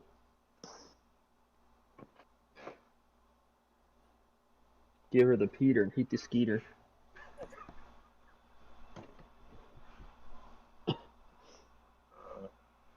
Hit him like that gas company. Come and go. She kind of seeing you fumbling, she like pushes you up against the door. Damn. She says, "Do you need to run, Stormbane? If you say my name, I'll let you go." Mommy? Oh. By the way, if you know who Mia Malkova is, this is the appearance that this is taking. Why didn't you give me the good ones? You did. You got Haley Spade. When am I getting Riley Reid? Oh, she died. What? Nani? I think it's more so I'm wondering why are you so interested in me right now? Not in particular, Eddard. You're not special, like exclusive or anything. You just happen to come to my room. You see, everyone in this town is currently experiencing joy and happiness, and beauty is thriving. My presence in the capital, however, same reasons, but the things that happened within that castle. It's nice to have someone who might be more gentle about the way they handle love and lust. Her fingers play with your hair. Yeah, I just like grab her hands and pull them out from my hair for a moment there. And just... Do you know how long it takes for me to clean this hair? Don't put your hands on it. Oh. No touching. My hair routine is a mess.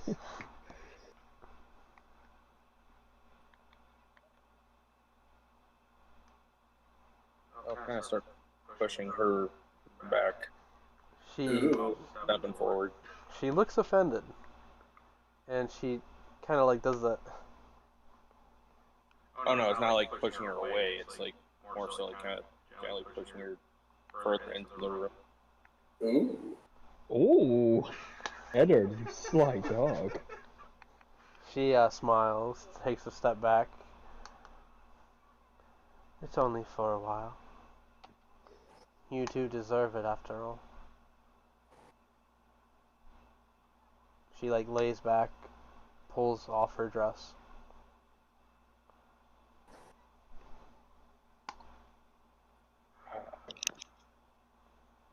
Touchy, touchy, feely, feely. I guess he'll be fine for a bit. We cut to the outside of the door.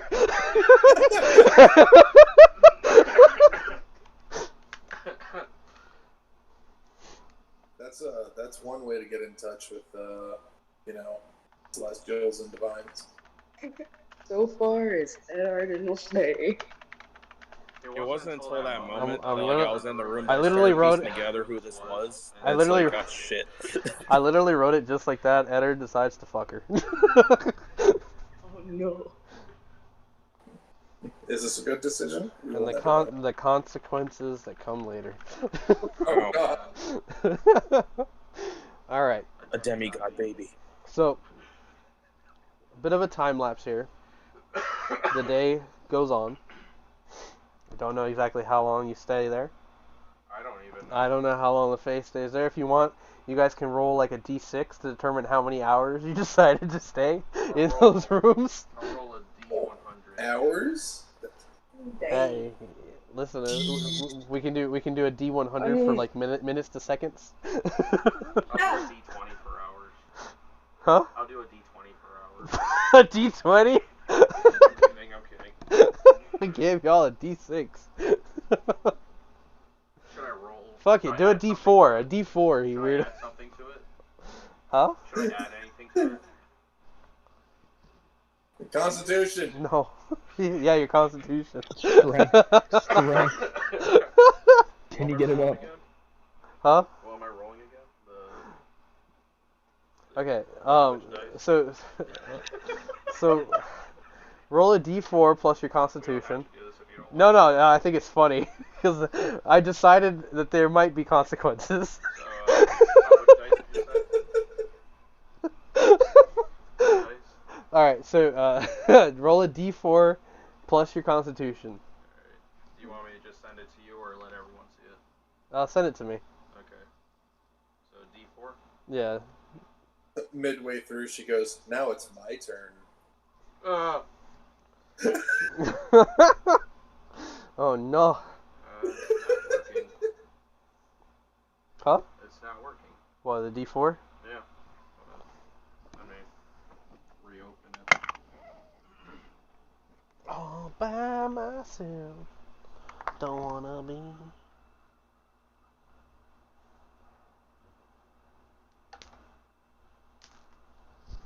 Yeah, it's not gonna do anything like that, I guess. Man, this dice bag better be fucking. Here.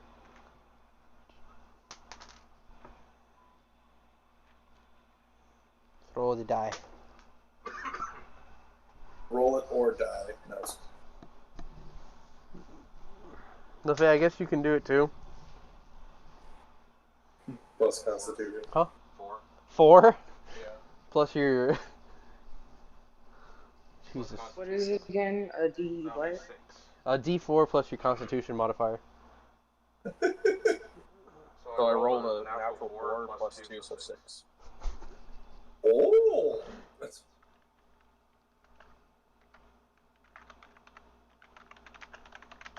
And that's the end of Eddard's story.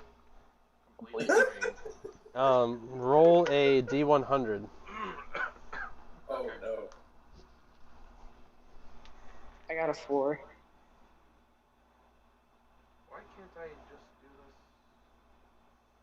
this? And roll with advantage on that D100. Oh, I'm not able to do it on here either, so just roll What the 2. fuck is going on with your app? I don't know. Might be an update. Hold on. Oh, wrong thing.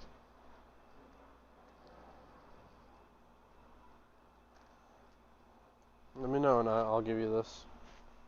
Ugh, these dice. What'd you get, LaFay? 4. Total? Yes. Because I rolled a 3 plus Constitution if you want. You good? I was checking if there was an update, but no. Here. Just take these. I mean, I have my dice, but... We're like wasting time on a joke. I know.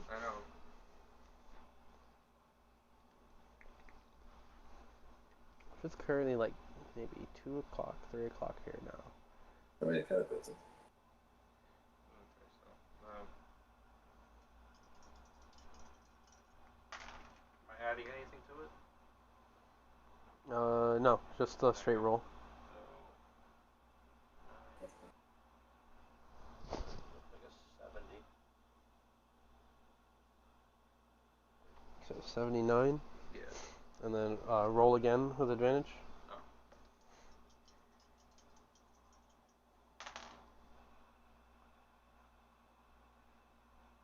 48. You got lucky.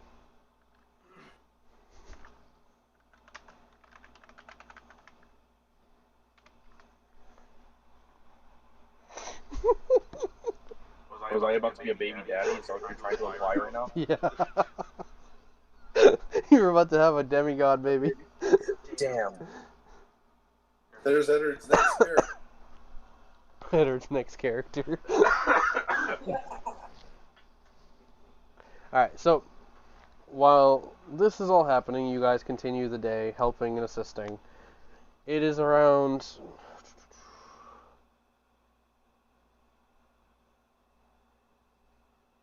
So it's around like 7 p.m. that you guys start noticing people are kind of breaking apart, maybe ending their work for the day. Most of the bodies have been cleared up and moved somewhere to be kept safe and, you know, taken care of properly. The reveling has kind of spread as people from the inner parts of town brought drinks and stuff to the soldiers, and soldiers also brought things as well to celebrate. So the town is starting to kind of erupt into like a fiesta. LaFay, did you guys decide to stay at the farm, or did you head back at this point? I'd say like, you know, that stuff, and You cut out. she would like just sit by. Can you hear me now? Yeah, I can hear you now. Said after, you know, that and like. The one that you know, say, dude. like, she's gonna say like bye to everybody. She's gonna head back. Okay, and like I would say, like most of the night knockers, along with Sam, decided to come with you. And included with that would be Maurice and Wave, who are going to come along. Asher and Hector stay home with the Zulu kids, along with Boom, who's been freshly bathed, and they're kind of tending to like his wounds and scratches. And Boom's like kind of recounting like his fight underground and having gone through the caves, and even mentions like when he clammed on top of the queen, he didn't realize what was happening. And then everything went boom. But you, Riza, and the Night Knockers head into town, and Fen, Zoe, would you have gone to meet up with Fen at this point? Yeah. Yeah, like you guys notice as like Riza and LaFay are kind of crossing through the town. Like, you know, Riza's got her arm around LaFay, and they're all just kind of having a good laugh. And you notice that Sam is amongst the group of them, just kind of looking around. His Night Knockers kind of like, you know, trying to get his spirits up, shaking him around a little bit. And he kind of cracks a smile here and there. Let's go check on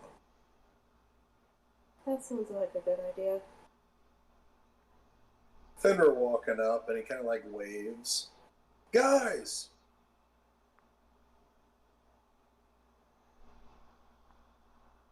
I don't think I'm there. No. LaFay is. I'm trying to see if she'll react first. God damn, I gotta say another. Yeah. She's gonna go over. Alright, so yeah, heading over to reconvene with Fen and Zoe. A couple of the soldiers see the group, kind of join you guys specifically, and having worked with you, they roll over a couple of kegs to you guys, well, barrels, and they're just like, this is one of the good ones, big guy. Enjoy, you and your friends. Get them some cups. And like, sure enough, a couple of people bring over some like big mugs and little mugs. It's kind of like a mixed variety of people just contributing things to the fiesta. Fenrir looks at Lefay. I'm glad you brought these guys. They really need this too. Yeah, me too. She's like a nice, like, little smile. Yeah, one by one, the Night Knockers line up, getting cups, and Sam gets kind of pushed up to the front, and he kind of bumps into you, Fen, and like he like stops and looks up at you. Hey. How you holding up, Sam?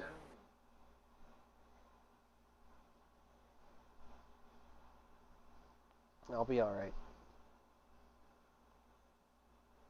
Fenrir kind of like puts his hand on his shoulder for a second. Hey. You did good. Just know I can do better. Then do better. If you know, keep practicing. We can get stronger together, you know? Yeah. I know. He kind of gives him a big hug, like a bear hug. And he like hugs you back. The rest of the group like cheering him on. They hand him a mug, and he starts to kind of laugh along with them. And he downs his drink, and sure enough, like the town kind of like the mood changes, and it's much lighter, and people are happy and laughing, and there's kids running around. That wiener dog kind of runs up to you, Lefay, and just like tugs on your pant leg. She does kind of like look down, like all freaked out, like like don't bite me. But the dog like starts to kind of jump up and down, trying to get up to you. She's gonna like get down and pick him up, and she'll also like give scratches underneath the chin, behind the ears. The scratches.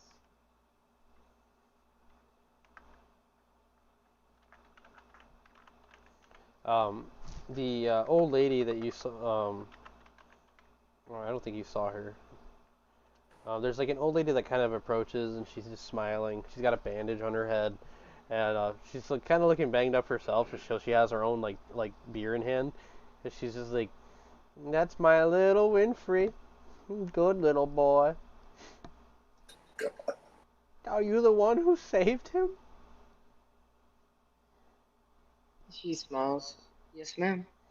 He wouldn't go up to anybody he don't like. And sure enough, Winfrey's like kind of like licking Lefay, and then looks over at Riza, looks at Fenrir. Is it a white dog? It's a wiener dog. It's got a Chihuahua attitude. Fenrir's looking at this thing. Huh. She looks up at you. She's just like, "Be careful. He's got quite the bite." She like scratches the back of his ear. Riza like kind of just like sits down, grabs a mug. "So you're gonna tell us some stories or what?" And like sure enough, the Night Knockers and a couple other people like cheer, and they're like, "Yeah, tell us about the dragon. What happened to Lord North? Come on, we want to hear the story." And it doesn't just draw the attention of the Night Knockers. There's a couple of soldiers nearby that hear this, and they're just like kind of gathering in front of the rubble and stuff of the western gate. A couple of lanterns have been lit up to kind of light up the streets and such. And then off near the middle of town, you guys hear the whizzing and explosions of fireworks going off.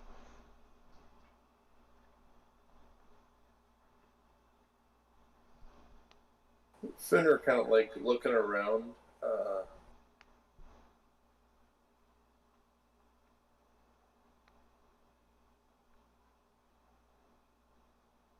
Very good at telling stories.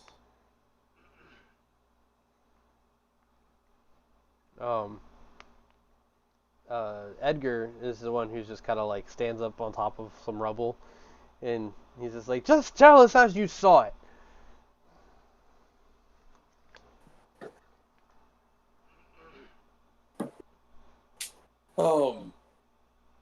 Fenrir starts to he starts from when he had left the Zulu farm and approached the city when the tremors were going on. The beast was moving underground, and the giant oh god, his burp. Sorry.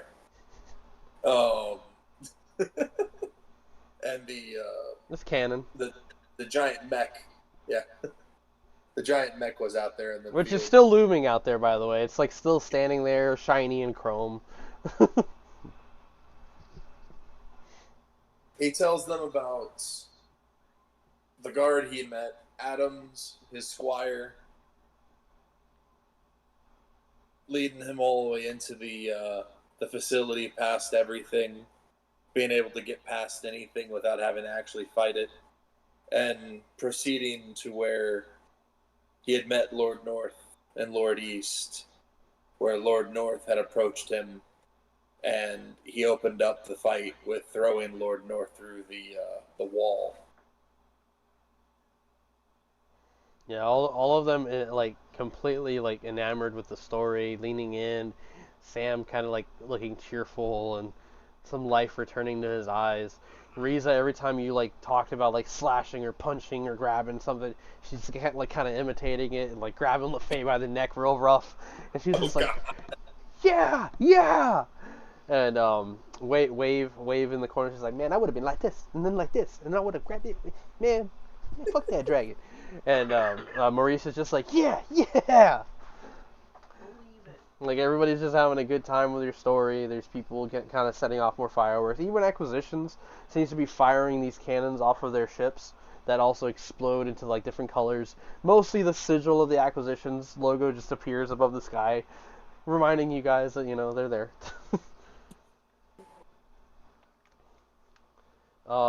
I assume that you guys are drinking and also enjoying the time with the festivities, right? Speaking of Adams, does Fenrir see him anywhere? Not at the moment. You're still by the western gate, and he mentioned he'd be over by the east side where the docks are.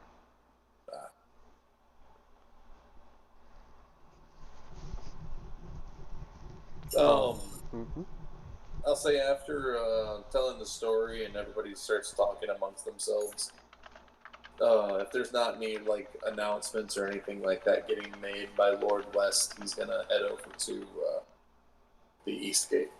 Yeah, Lord West isn't present at this end of the district. You haven't actually seen him at all.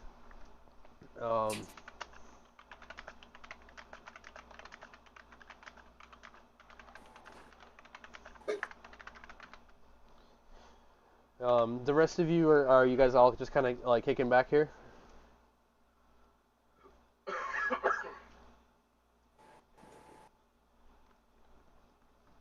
Alright, so for anybody who's still hanging around by the western gate, Fen does leave, so if you decide to go with him, please tell me.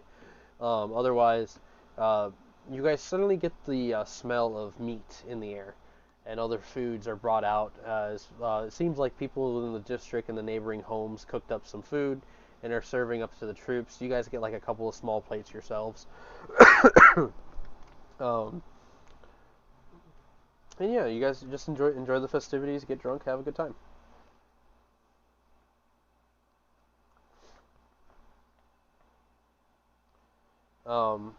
While you guys are there reveling, Fen heads off to the docks.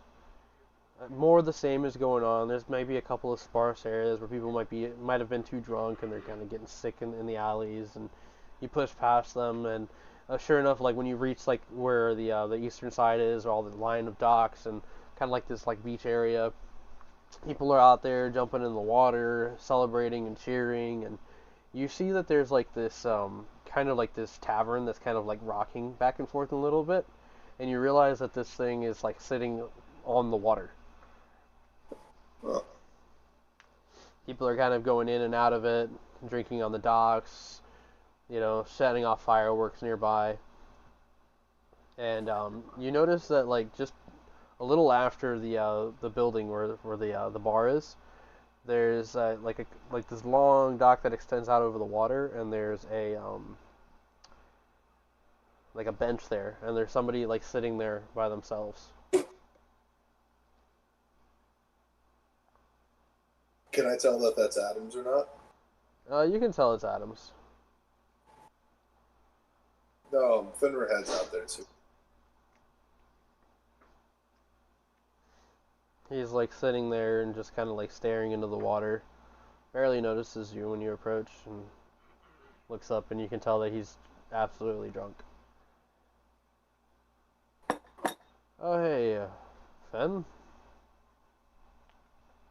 Please, there's plenty of bench. Nobody else is sitting there. He sits with them. My wife, she didn't want to take part. If anything, she's more shook than anything.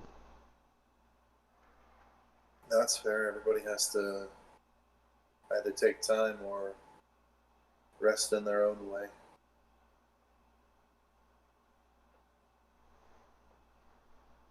How are you feeling?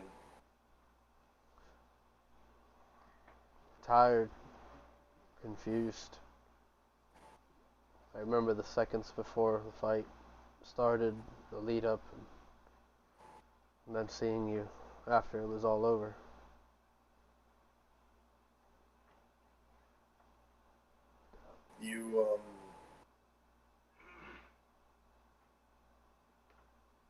You didn't survive.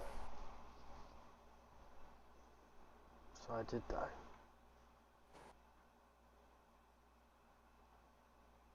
Yeah. But, I guess out of a miracle, our little friend's deity, she's even unsure. She thinks she brought you back. Sorry, I'm not exactly as excited as the rest of the people around us. You're fine. Leaves an impression on you, I suppose.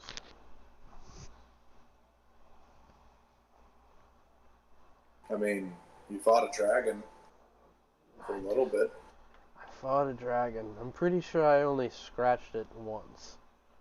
And that was as it was turning. So not much I could have done. Well, think about it this way. There are people who barely even get close enough to scratch a dragon.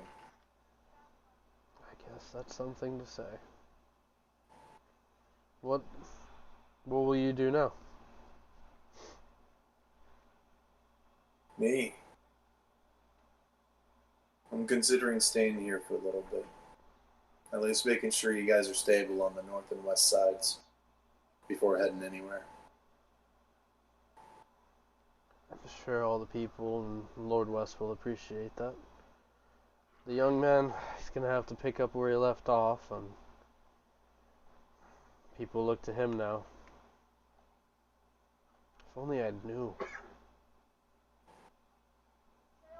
It's not your fault. I should have known, that's the thing. The way Lord North and East acted. Something was off.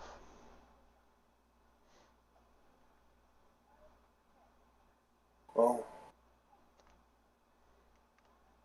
Lord North's dead now.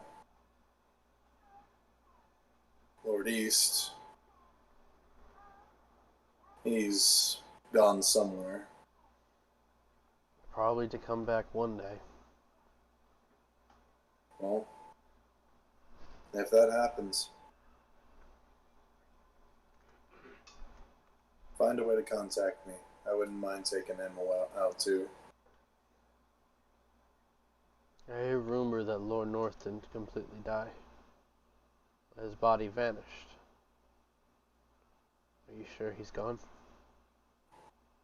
What do you mean his body vanished? I was there. It did catch flame. That's what they say. I've seen a lot of people we've fought have the same thing happen to them, but Green fire. yeah. But they died. I know they died. Same thing happened to Lord North. And he didn't want it to happen too.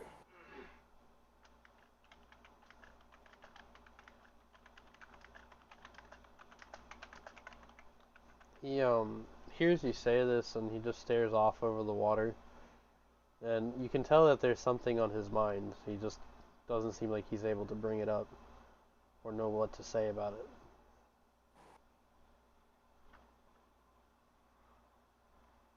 Something else is bothering you.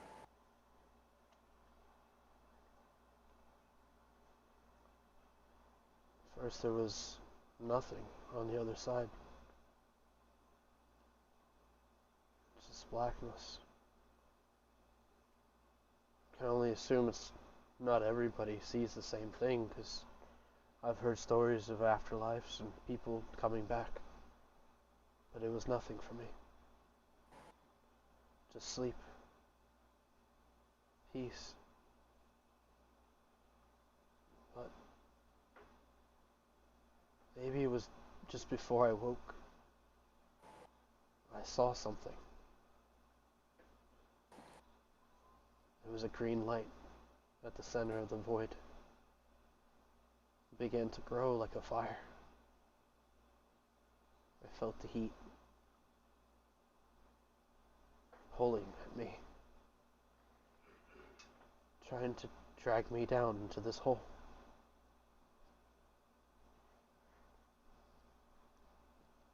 A distaste of evil. And then I was back.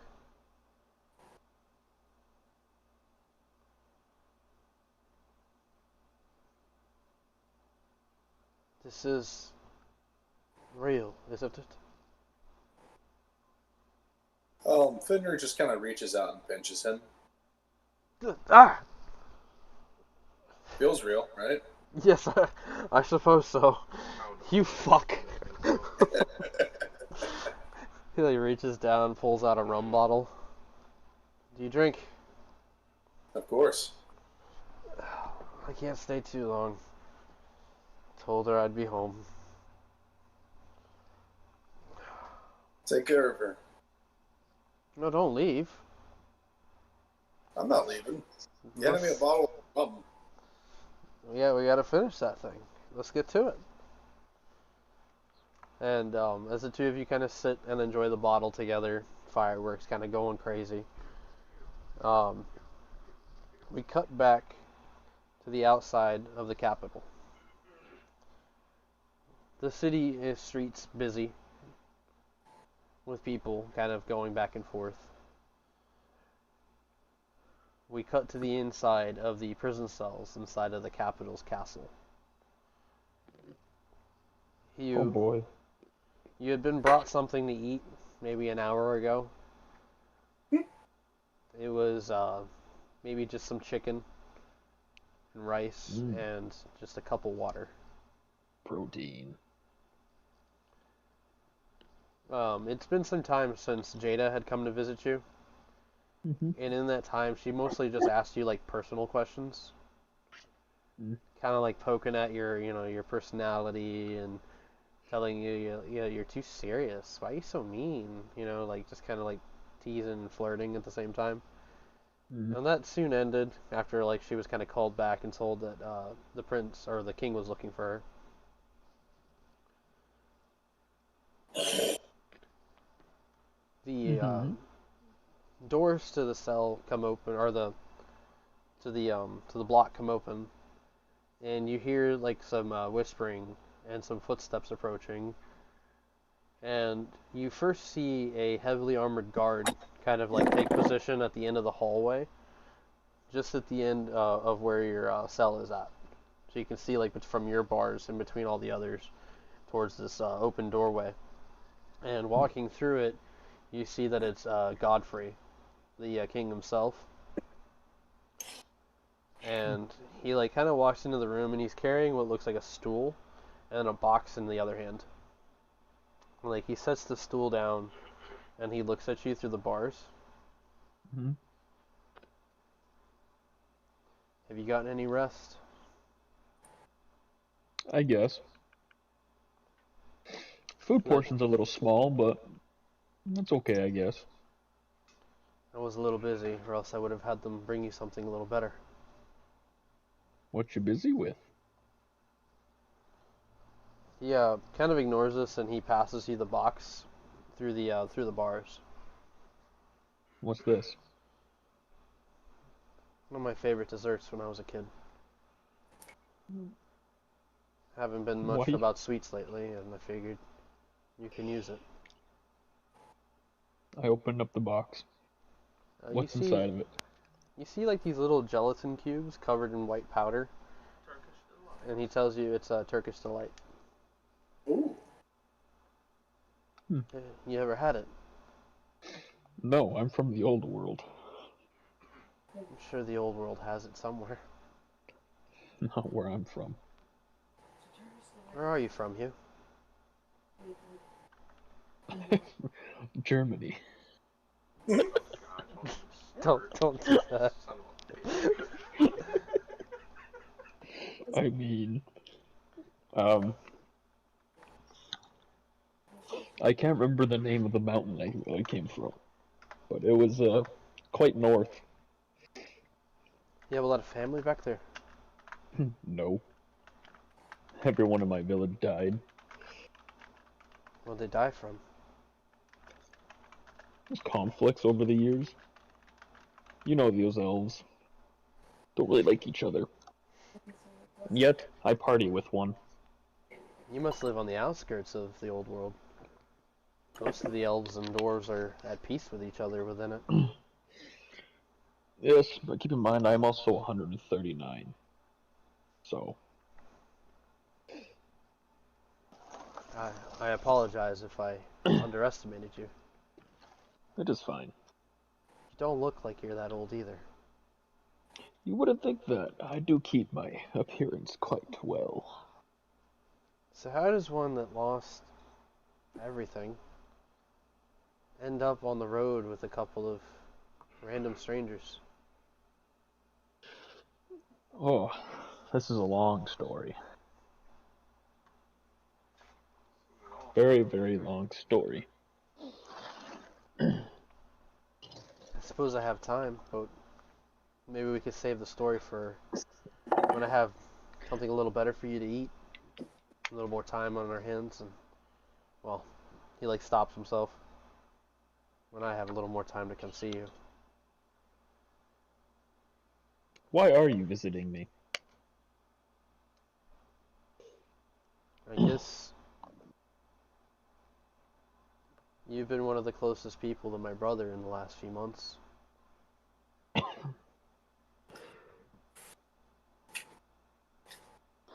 He's a good person, I'll give him that. You finished with these? Are you trying to be a good person yourself? I'm trying to survive. With my line of work, that's the best I can do. You can't just be breaking old ladies' necks anymore. That was an accident. I didn't mean to kill her. I didn't even know I killed her.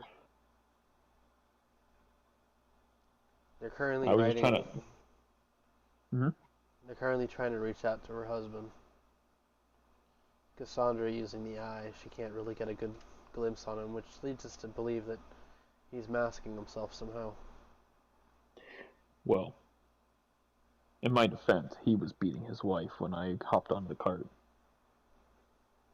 And so I went to go knock him out and just take the cart. I didn't know that she was gonna fall and break, crumble like a fucking crouton, per se.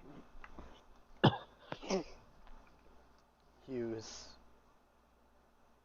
that the truth? It is. I honestly didn't mean to kill her. And then same, like, No, as I mean, I show my... Oh, what? I know that Oh, him there's- beating her? I know that there's other people that you've had to kill, and there's people that didn't have to die. Yes, that's true.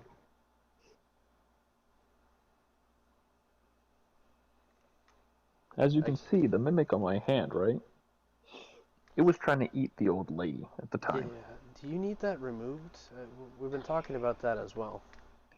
I don't know. It just feels okay for now, I guess. Almost like a second suit of armor, you could say. As you guys took mine. I don't know. Our nurses are really concerned with you. I'll be fine. I've already been possessed once. What's a mimic doing? Bloodscream thinks that we should just execute you.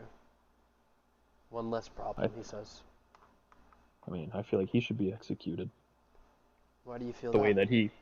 The way that he talks to everybody, he thinks he's higher up.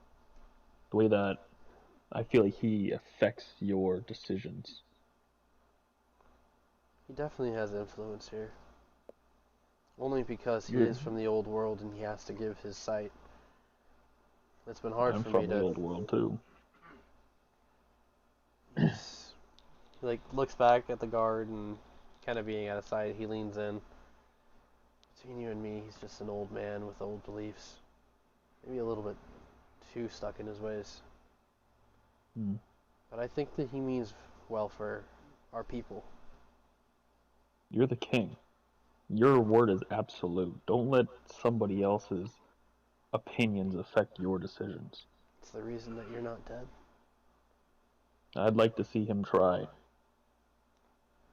At this point, he's just following through with what I say. So, right now, he's on my leash. Terrible way to put it. Better keep him on a very short leash. Well, your town isn't too far away. That decision was a grand one. Major vote. I like to think that maybe I could work with you. Maybe show that you can change and do better. And then when we need the initiative again, I'd like to see you fighting by my brother's side. Well, should I tell you about the time we killed the giant worm yesterday or 2 days ago? I did hear word of that, and I'm very curious to hear about that story. Oh, this man is crazy. As I'm talking about Eddard, obviously. We flew at this flying machine. They called it the pod, right into its mouth. And right as it was about to explode, I don't know what he did, but he teleported us farther into its body. Oh, it was great. A pod? Yeah. It was some prototype from the Dungeon Initiative. What is that? It's take a carriage and now make it fly. Like a bird almost, with no wings. Was it magic? Technically, yes. I don't know the details behind it, but it was cool. Kind of destroyed now, though. Not a lot of people have access to that magic. I don't know who... Well, I know who made it. I don't know how he did it. Who made it? Was this one of the initiative members? Yeah, a kid named Jesse. Shut up. I heard he wanted to build a meth lab. We gotta go cook Jesse. I hope everyone's alright. Well, it was only me and Eddard on the thing when it blew up, so... That's when they were fighting the Lord of the North. That son of a bitch. Yeah. I'm sure that when we get more information, we'll figure out what to do for Sweetwater. Try not to hire a corrupt official. Yeah. The Lords of Sweetwater, they ran things pretty smoothly for a long time. I'd like to know what happened exactly. I'm sure Lord West will give us a testimony. I did work with Lord of the North for a small period of time. Well, I guess 4. The corrupt official or the one before? Lord of the North, the corrupt one. Why'd you work for him? I didn't want to give my name being an initiative member because I was the only one there. So So I you're worked as a tax collector, and let's just say they were doing some bad things. So I decided to get some help with some people I knew, and we killed the tax collector. Very violent woman. So, by accepting this, you were doing something, I guess, kind of good. She wanted to hurt kids for money because they didn't pay a debt. I have morals. I can be a terrible person, but I have morals when it comes to the youth. I think that if we can maybe tweak a couple of things, I could see your change happening for the better. Let's just say she had no kneecaps, and then she got squashed by a giant. I don't need to know And the details, Hugh. I give him a thumbs up. It was cool.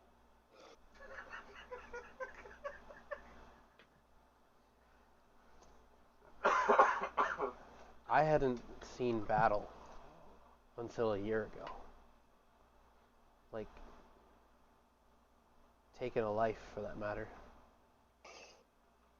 I've taken many. There's memories of things that happened in my past that are hard to remember. But I remember that battle clear as day. War will do that to you. You'll never forget. You just have to learn to live with it. I'm starting to.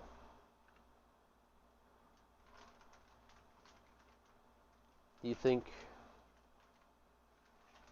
maybe we can have more of these conversations? I don't see why not. In the morning, I'll make sure they bring you a meal fit for a king. What do you say? I won't say no. He puts his hand through the bar and offers you to shake it. I will shake it without any intent of harm to him yet. He shakes your hand and reassuringly gives it a squeeze, and he says, "We'll redeem you yet, Hugh Mongoose."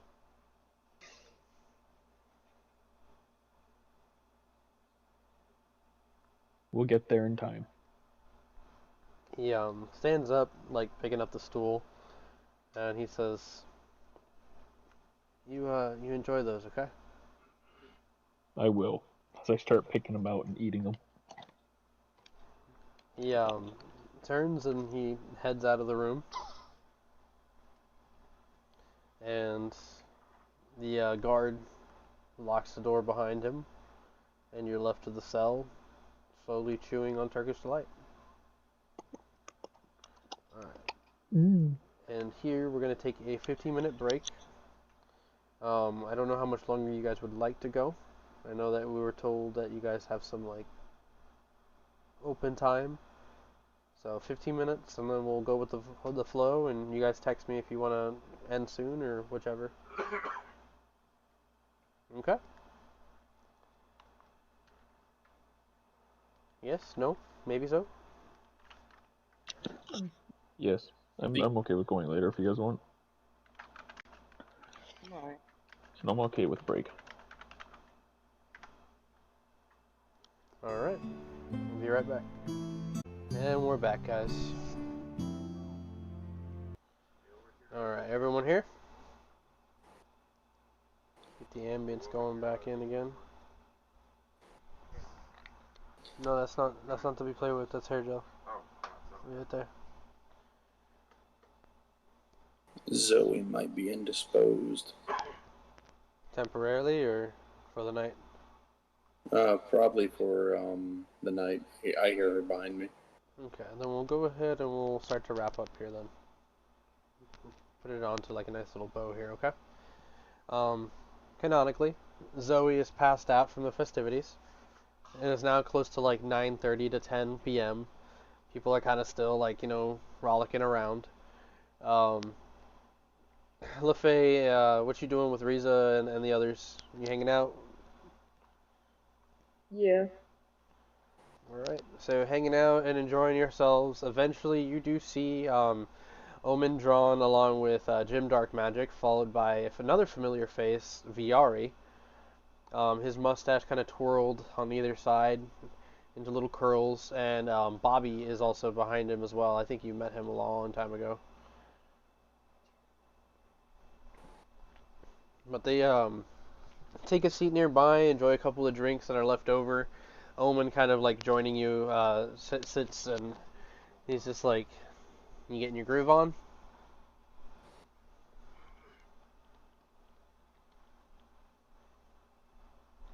Riza's just like, is this like your boss or something?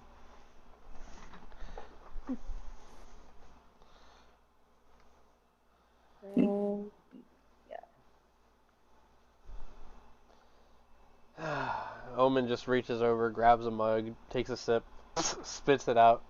Okay, that's pee. And he just like walks off. Remember, midnight, I'll come get you. I'll send somebody to get you.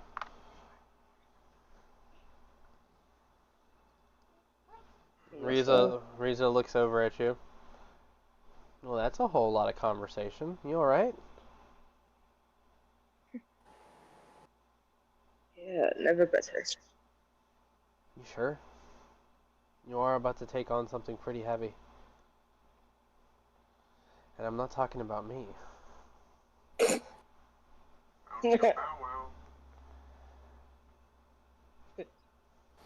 She's gonna laugh, and she's gonna say, I think I can do it. You can do it. And when you're done, you come back home, okay?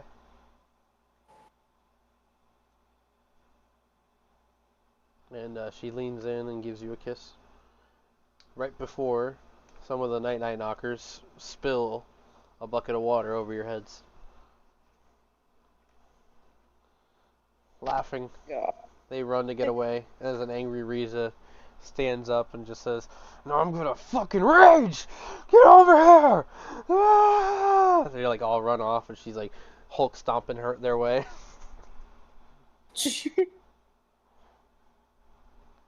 Ona is like has been passed like little bits of candy here and there. Just, since she can't take part of the drinking, which every once in a while you do catch her like trying to like sneak a drink.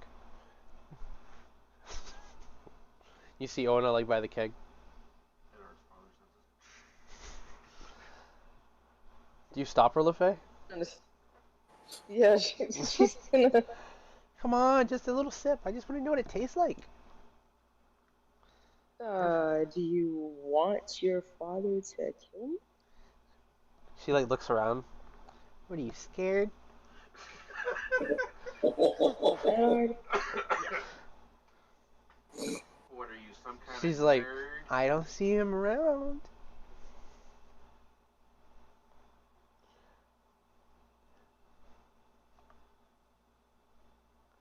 She's still looking at you.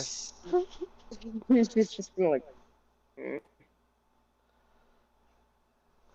Fine, Dip your okay. finger in and just try it out.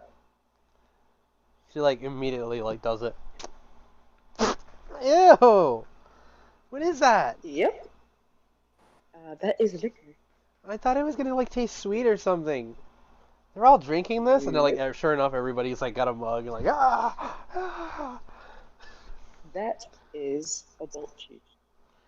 I know what it is, but now that I know what it tastes like, is there anything that actually tastes Stick with good? apple juice. She's looking She around. says stick with apple juice, and she'll like pat her head. She does not like that. Oof. She will remember that.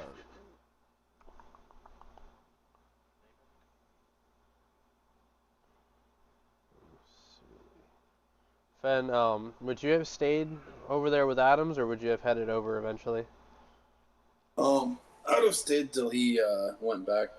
Yeah, I'd say like after an hour or so, you guys finished that bottle together, and he took the last swig, and was just like, all right, help me home. And yeah, I would say you were kind enough to probably like, walk him home, right? Yeah. Yeah, they live like south end of the docks. Like there's like this huge like beach area that's only enclosed at the end by the wall itself that kind of extends out into the water. It's kind of a And nice. his house is kind of like this old shack. It doesn't seem rickety or like breakable. It's almost like a condo sitting out there, You know, and you see his wife like sitting on the front porch. She's wearing like this blue and white gown with an apron tied to her waist. She stands and like puts her hand on her hips. Oh dear, he went and got himself in trouble, didn't he? Country bumpkin. Not so much. He kept himself out of it. Oh, this is still trouble indeed. In the morning he's gonna be all pissed off, and I'm gonna have to hear every bit of it. Thank you for bringing him home. Did he drink any water? Not so much. I'll take it from here. Thank you. No problem.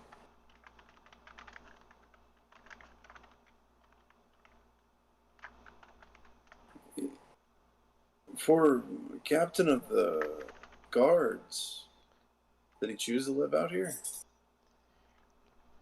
No. Well, at first is what we could afford. He talked about getting a better place, but I always told him I love the ocean view, and Lord West has always been good to our family. That's good. We're happy here. My name is Mary Ann. Fenrir. Fenrir? That's a strong name. What's it mean? My parents kind of named me after a great guardian. A great guardian. You guys like religious or something?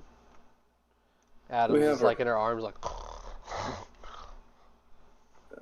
We have our spirits and beasts we hope to see eventually. Not so much religious, but... Well, I hope you do see these things one day and you find fulfillment in your beliefs. I know that I prayed to Pelor himself to bring my husband home. And I suppose he guided you in that action.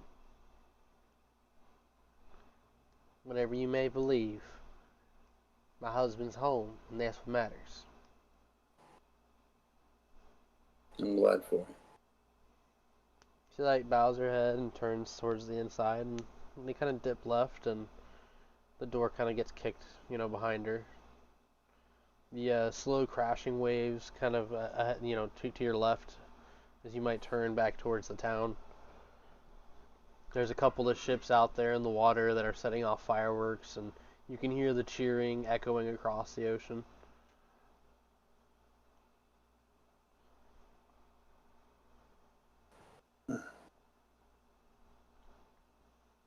And you head on back. Good. Yeah. As he's walking, he's just kind of nice out here.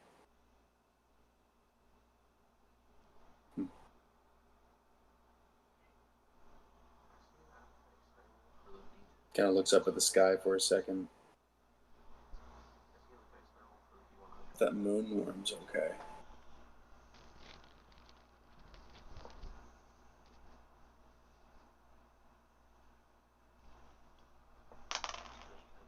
You saw what was okay? Sorry. Oh. You were gone for a second. Yeah, I was giving him his dice. He kind of looks up at the sky at the moon. Huh. I wonder if that moonworm's okay.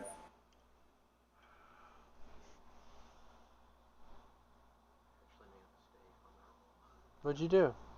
So, I was just kind of curious to make sure I read it correctly. That first roll was actually a 19. Just a 19? And the second one was 14. Oh, then it's worse. You're good. Yeah, you're good. It was you wanted under her favor because she was trying. Wasn't that under, technically? Way under. You're good. Okay. You wanted to fail that roll. Okay, so high was good. High was in her favor. Oh, low was in your favor. Unless you wanted a baby, and then... No, I'm just trying to think the whole thing through right now. Hold on, wait. Like I said, his next character. Yeah, it was all about chance. Like, what are the odds that, she allows it to happen, and also that you forget yourself in the moment. Anyways. Meanwhile, no. So Fen, you're just kind of chilling, thinking about the worm. Yeah, and then heading back. Seeing if I can't spot Lord West on the way.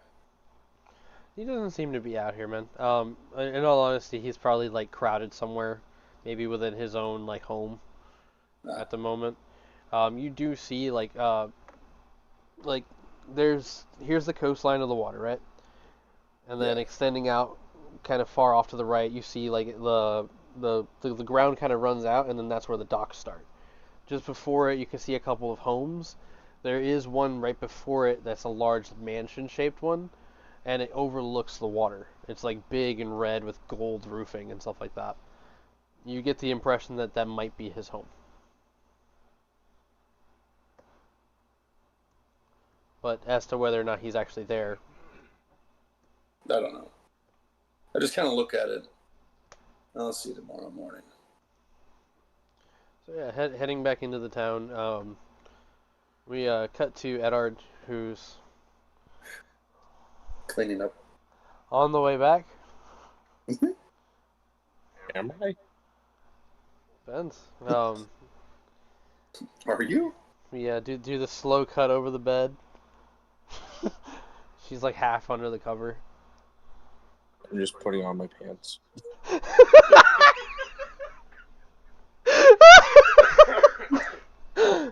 Where are you going? I have to go get some milk. I'll be right back. More than Hugh is upsetting.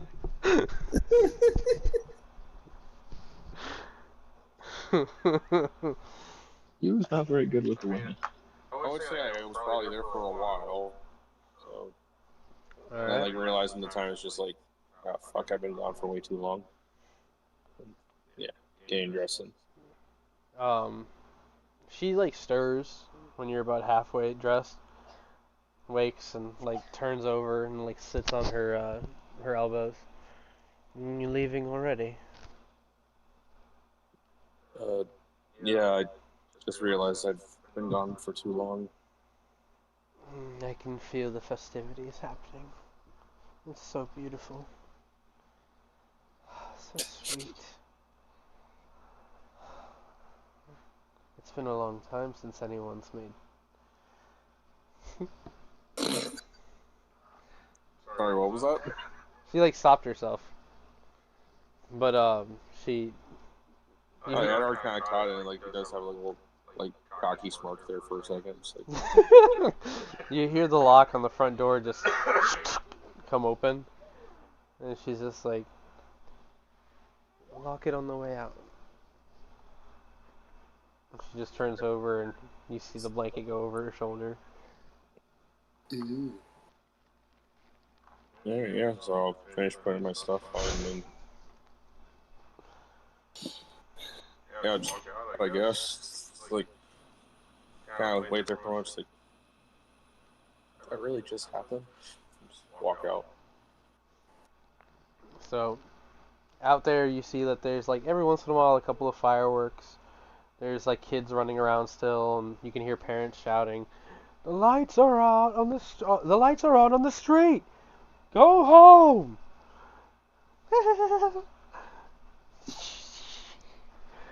There's like drunk people kind of walking home with their friends as you like walk down the cobblestone roads, kind of heading in the direction of where you think the rest of the group might be at.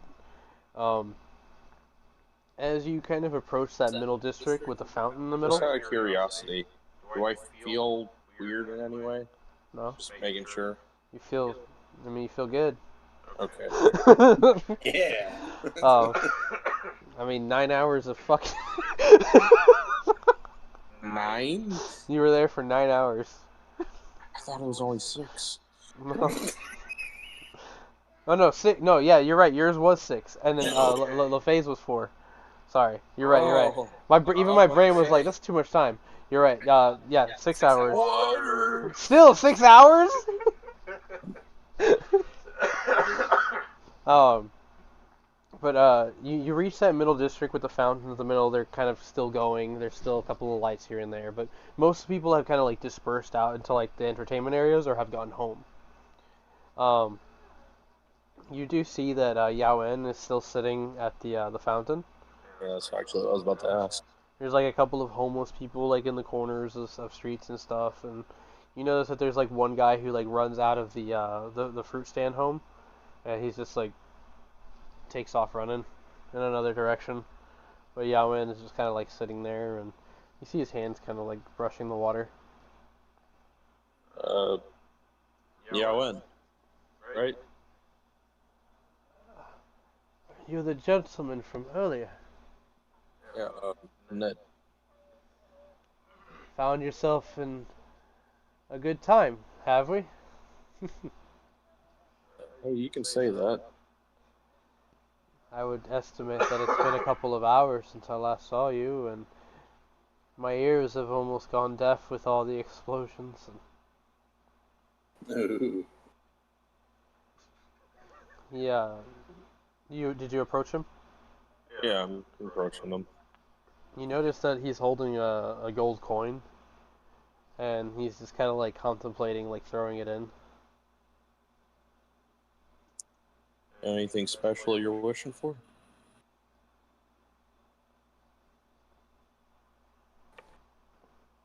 He like looks at you, but it's like his eyes are just looking through you, of course.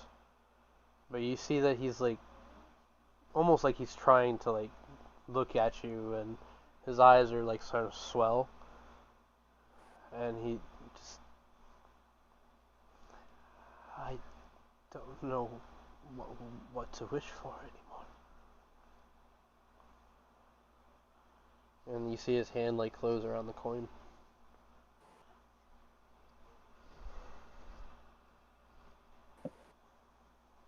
I mean,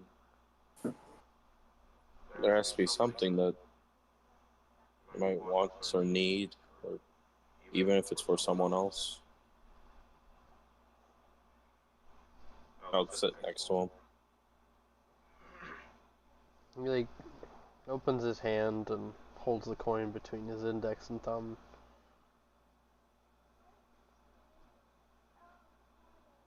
He like kind of shakes as he considers throwing it in. And then he just starts to cry.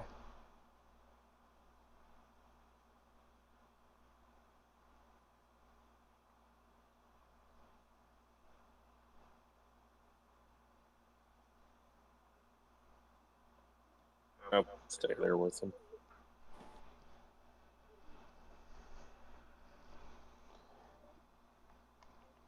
Fen, you're getting close to the western wall. You notice that the numbers are thinning as people are kind of going into their buildings for comfort. The taverns nearby are running, and you see the group of initiative members gathered. Ona seemingly trying to get into some trouble with LaFay kind of behind her. Riza laughing at everything. Even Sam and the Night Knockers jostling with the soldiers. And from your right, you see that Lord West steps up next to you and kind of joins you and like looking over the group. It's beautiful, isn't it? Yeah. I had a feeling I'd run into you eventually. I was making my rounds. In the last 30 minutes I was lost between a drink or two, temptation to go relieve myself, and then I remembered that I have friends that I need to see before the end of the night. Thank you for what you and your friends have done. It's, no need for thanks, honestly. This situation in the capital, is it resolved? I hope so for now. One of our members is holed up there now. I'm gonna do what I can as well. Lord Stormbane he never really came off as someone unreasonable.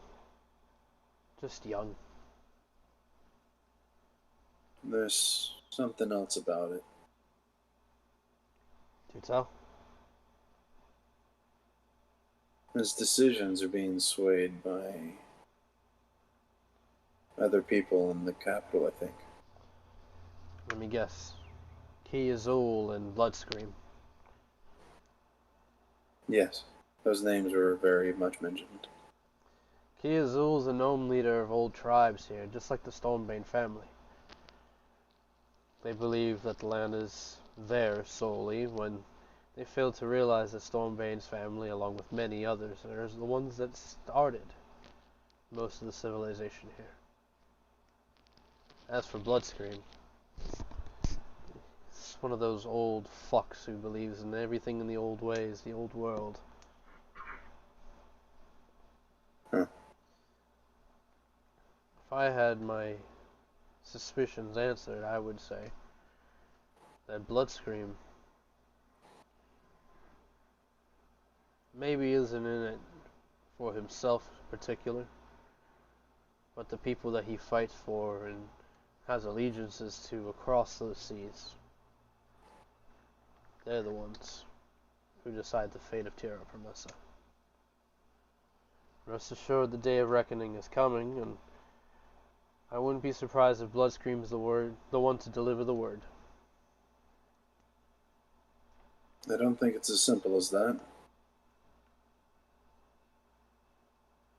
You speak of something else.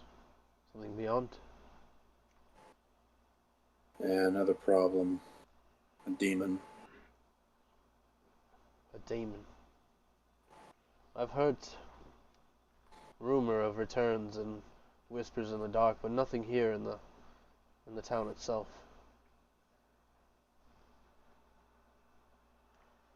And that's a good thing. Soldiers telling stories of their allies being guided by voices, their bodies being taken by spirits.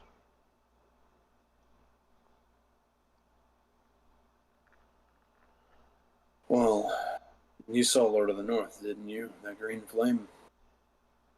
I did. Otherworldly power, that is. I think you arriving here at the time you did gives me great idea. An inspiration to call to certain allies I have not seen in some time. Oh? You think the Dungeon Initiative is the only group of heroes out there? I've seen some few.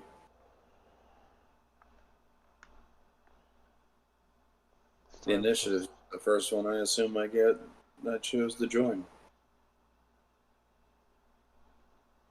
We're gonna need allies in the coming days, whether it's dragons or demons.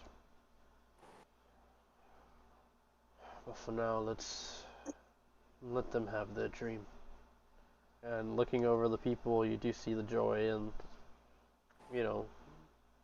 kind of a change of atmosphere here.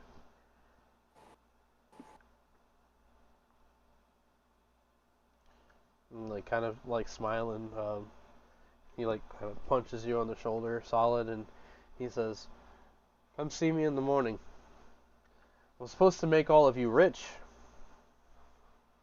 including your friend who's locked up. Huh. Hugh, is it? Yeah. I spoke to your boss. Might have a way to get him out."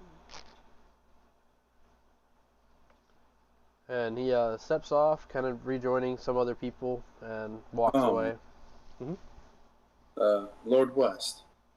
He stops, turns. You have a name? Like an actual name? Apologies, I realize that we haven't actually had that acquaintance yet. I go by Quilsandus.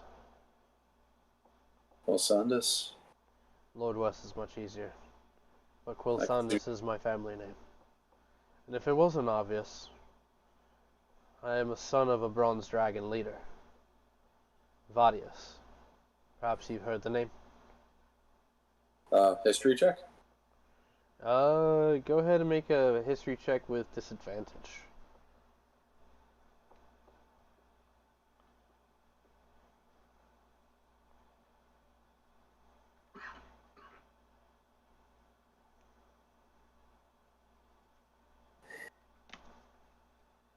$15. That's a 1. I don't know. You got a 15 or a 1? The disadvantage is a 1. Oh. Yeah, no. It doesn't come to mind. You've only heard of the Bronze Dragon Army. That's it. And you know Okay. that it's an army made up of just that, bronze dragons. And most of the soldiers that fought with them were blood screams, trading in their reds and their whites for a bronze armor. But yeah, Quilson, this is Lord West. Okay. He kind of puts his hand out to him. I'm Fenrir Wolzenbane. Yeah, he takes your hand and smiles and he says, "Finally official. Good. I'll see you in the morning." And Of course. as he turns, he kind of smirks and he says, "I think at this point you might be a lord now." Gets triggered. And he leaves, and you're left with the others in the revel. Sam comes up to you and offers you a mug. He takes it. He sips right next to you, and just the two of you standing next to each other, enjoying this time. We cut to Hugh in his cell. Hugh, did you eat the Turkish delight? I did. Was it good? There's nothing in the box. I don't know how many there were, but there is now 0. Make a Constitution save Oh, no. with disadvantage. Is this about to give him the shits or something? Oh, that's not the right one. Give me a second. That's gonna fuck me. God damn it. That's a 1. Yep. And then I get a 27 right after. So, you take that last bite.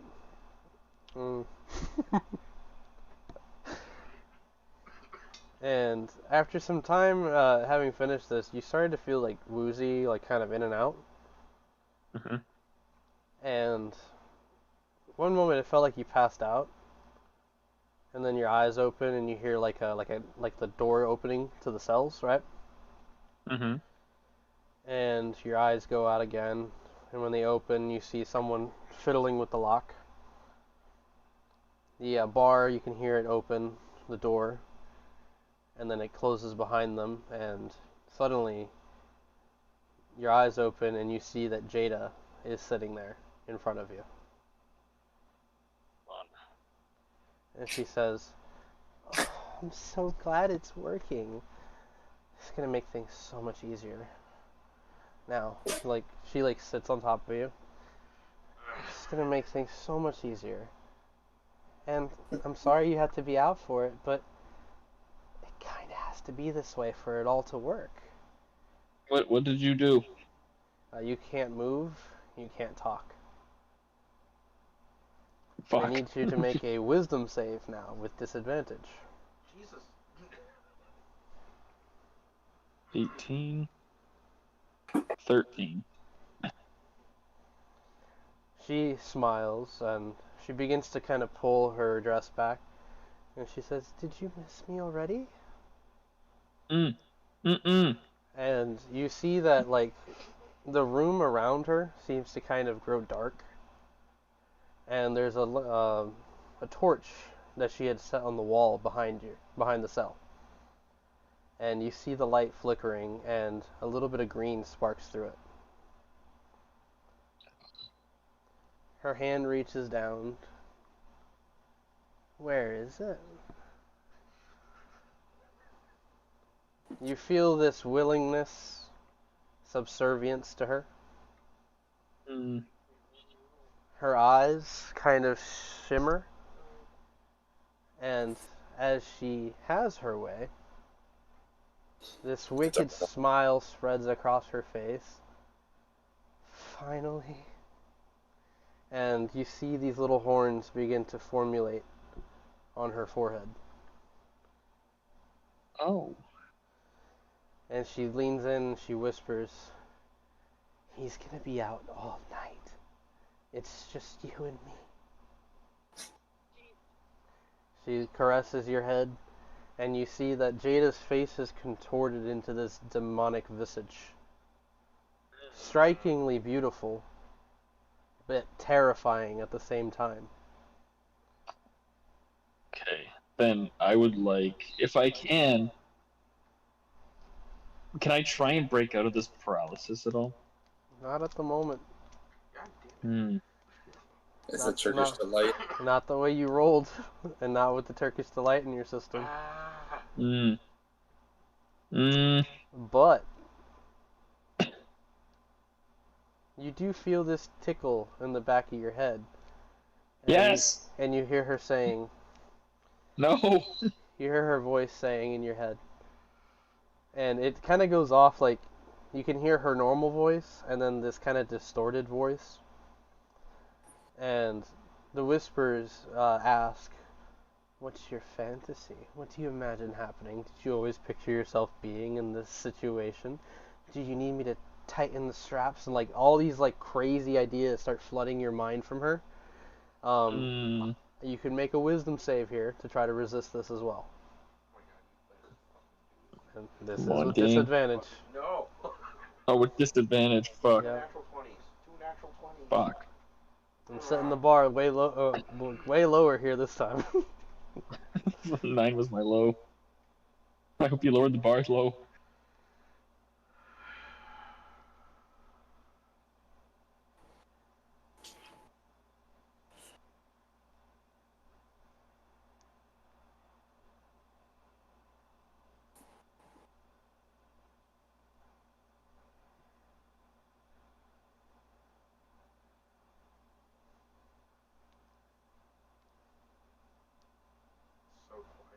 Yeah, it just got really quiet. You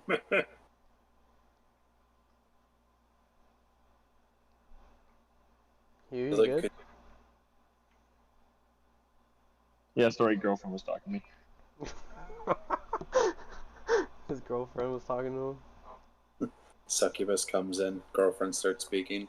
The timing of that. Damn. So, apologize on my behalf of not really listening, because, you know, women. But you are aware that right? you're being taken advantage of by Jada, who is now a succubus, essentially. Okay, well, okay, do spells work in the sense of you don't have to speak them out loud? What are you trying to do? Can you recite them in your... I want to use Divine Smite on myself with her on top of me. Not in the current state. You're currently trying to resist her probing your brain.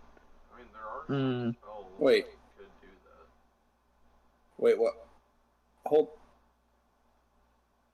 It all depends if, like, he has to move his hand or if he has to say something. So he's currently paralyzed, Yeah. and now he's under a succubus in trance spell, essentially.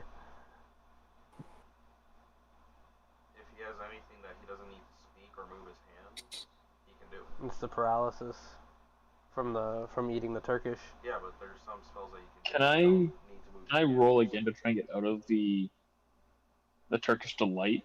No. Can I use my Indomitable? Reroll a saving throw you fail? No.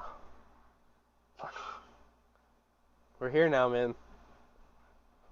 We've given you 2 rolls so far, and both of them were really bad. But you realize the kind of scenario you just set up right now, right?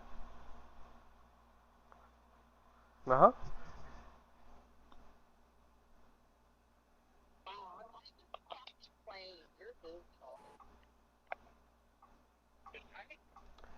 So, she's trying to probe your brain and get an image. And seeing that you're kind of resisting, she giggles and she says, "This is going to be such a fun night." And we cut to the Foxy outside. attacker. Pray to your God, man. Pray to your God. And we cut to the outside of the cell. As we slow zoom out, and all we see is the flickering light of the torch as it flashes green and then goes out. And that's the end of tonight's session. Oh. Housekeeping.